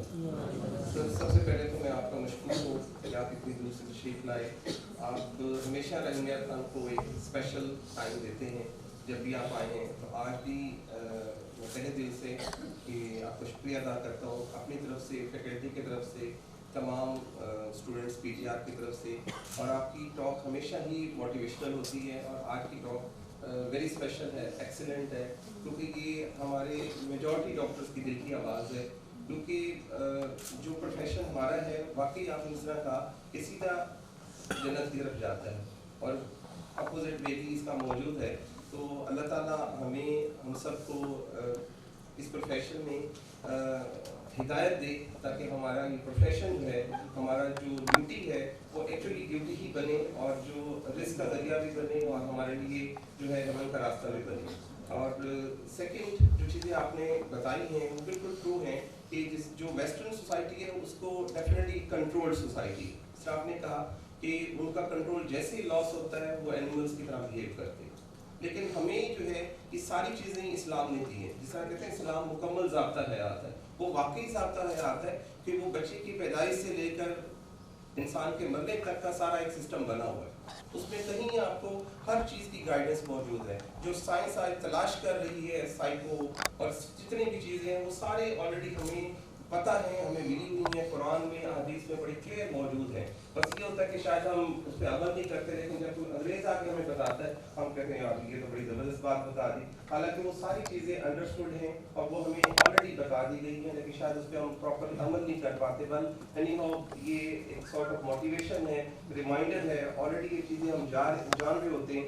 تو انشاءاللہ ہم اس پہ عمل بھی کریں گے. اور سیکنڈ ایک جو آپ نے پیرنٹنگ کا پوائنٹ بتایا تھا کہ بہت زبردست چیزیں ہیں. واقعی یہ بل ایک پرابلم بھی ہے ہمارے ڈاکٹر کے ساتھ, تو بہت زیادہ ہے. ٹائم جس طرح آپ نے کہا, ٹائم واقعی بہت سارے میں بھی ان میں شامل ہوں, ٹائم ہم نہیں دے پاتے بچوں کو. اور بلکہ ڈاکٹرز ہو گئے, ٹیچرز ہو گئے, ہم ٹیچر بھی ہیں, اسکول ٹیچرز بھی ہیں. کیونکہ جب اسکول ٹیچرز میرے پاس خواتین آتی ہیں پیڈیٹیشین, تو وہ بچے کو چیک کرانے آتی ہے, تو وہ ایک چیز میں دیکھ رہا ہوتا ہوں, ماں کہتی ہے کہ بچہ کھاتا کچھ نہیں, بہت زیادہ ٹینشن میں ہوتی ہے. وہ وجہ کیا ہوتی ہے, وہ بچہ ہیلدی ہوتا ہے, بچہ ٹھیک ٹھاک ہوتا ہے. ایکچولی ماں نے صبح کا ٹائم بھی گزارا اسکول میں, پھر اکثر اوقات اکیڈمیز ہے, ٹیوشن ہے, تو بچے کے ٹائم اس کے ساتھ ہوتا ہے گھنٹہ ڈیڑھ گھنٹہ.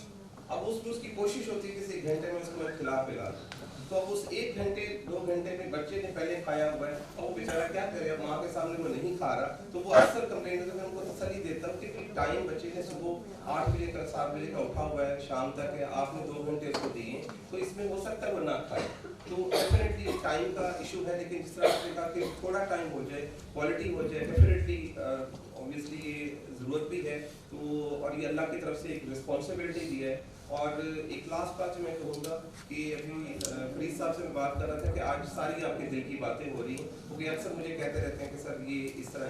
میں نے کہا سر آپ اپنے طور پہ کیا کر رہے ہیں, ہم اپنے طور پہ بھی کر رہے ہیں, اور تمام ہیڈس کو کہہ لیں کہ جب ان کی مارننگ میٹنگ ہوتی ہے تو یہ چیزیں بتائیں, ضرور بتائیں, موٹیویٹ کریں. کیونکہ ظاہر ہے جو بندہ دل سے موٹیویٹ ہوگا نا, اس کو کسی چیز کی ضرورت نہیں, کسی کو چیک اینڈ بیلنس کرنے کی ضرورت نہیں. اس کو پتہ ہے میں نے ٹائم پہ آنا ہے, ٹائم پہ جانا ہے, یہ میری رسپانسبلٹی ہے. اور اس ٹائم کو بھی کنزیوم کرنا ہے کہ وہ اپنے ذاتی مقصد کے لیے نہیں ہے, جس چیز کی پے مل رہی ہے اس کا وہ جو ٹائم ہے اس کو پورا کرنا ہے. اور ہم میں سے ہر شخص رائی ہے, اور اس سے رعیت کا سوال کیا جائے گا.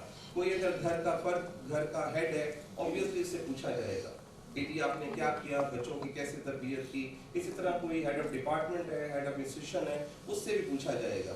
तो ये सारी चीज़ें ऑब्वियसली एक लाइबिलिटीज़ हमें इस्लाम भी देता है, हमारा लीगल जो हमारा कानून है वो भी देता है। तो ऑब्वियसली इसको सब ने पूरा करना और हम सब ने मिलजुल के पूरा करना है।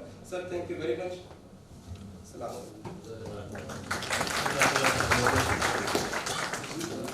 आप सबका बहुत बहुत शुक्रिया और मैं सबका बहुत शुक्रिया। और बहुत शॉर्ट स्पैन ऑफ टाइम में कराची से लाहौर जाते हुए उन्होंने नाइट स्टे किया और हमें ये टाइम दिया है, उसके लिए दोबारा इनका शुक्रिया अदा करते हैं। और एक आखिरी बात मैं ये करना चाहूँगा, जो बीइंग डॉक्टर हमें ऑफर ऐसे होता है कि हमारे पेशेंट्स हमें आए कहते हैं कि हम आपके लिए बहुत दुआ करते हैं, जितने टेक्नीशियन हैं, सर्जन हैं, और हमें लग रहा होता है कि वो वाकई हमारे लिए दिल से ही बात कर रहे होते हैं। तो टीचर्स और डॉक्टर्स के अलावा आप मुझे बता दें कि कोई और प्रोफेशन ऐसा है जिसमें आपको आपका क्लाइंट आके कह रहा है कि मैं आपके लिए दिल से हर नमाज के बाद दुआ करता हूँ। तो ये फूड फॉर थॉट है कि कोई और प्रोफेशन ऐसा नहीं है। और फॉर्चुनेटली जो डॉक्टर्स हैं most of them are teachers as well, और स्टाफ नर्सेज हैं, ये भी टीचर्स हैं अपनी स्टूडेंट्स को। तो ये एक इतना पॉजिटिव बात है कि कोई भी प्रोफेशन आप कर लें, दुकानदार है, सनतकार है, जो भी प्रोफेशन आप लें, कभी ऐसा नहीं होगा कि आपका क्लाइंट आपको आगे हर दफ़ा ये कहेगा, दुआएं भी देगा और बताएगा भी सी कि मैं हर नमाज में आपके बाद दुआ करता हूँ। तो मेरा ख्याल है हमें इससे मोटिवेशन लेनी चाहिए और इंशाल्लाह आज जो अपनी गलतियाँ हैं हम सबको एक्सेप्ट करनी चाहिए और कोशिश ये करनी चाहिए कि नेक्स्ट टाइम हम एक नई जो है ना वीक से और अपना जो अपनी ड्यूटीज़ हैं उनको अपनी नीयत को ठीक करते हुए परफॉर्म करनी चाहिए।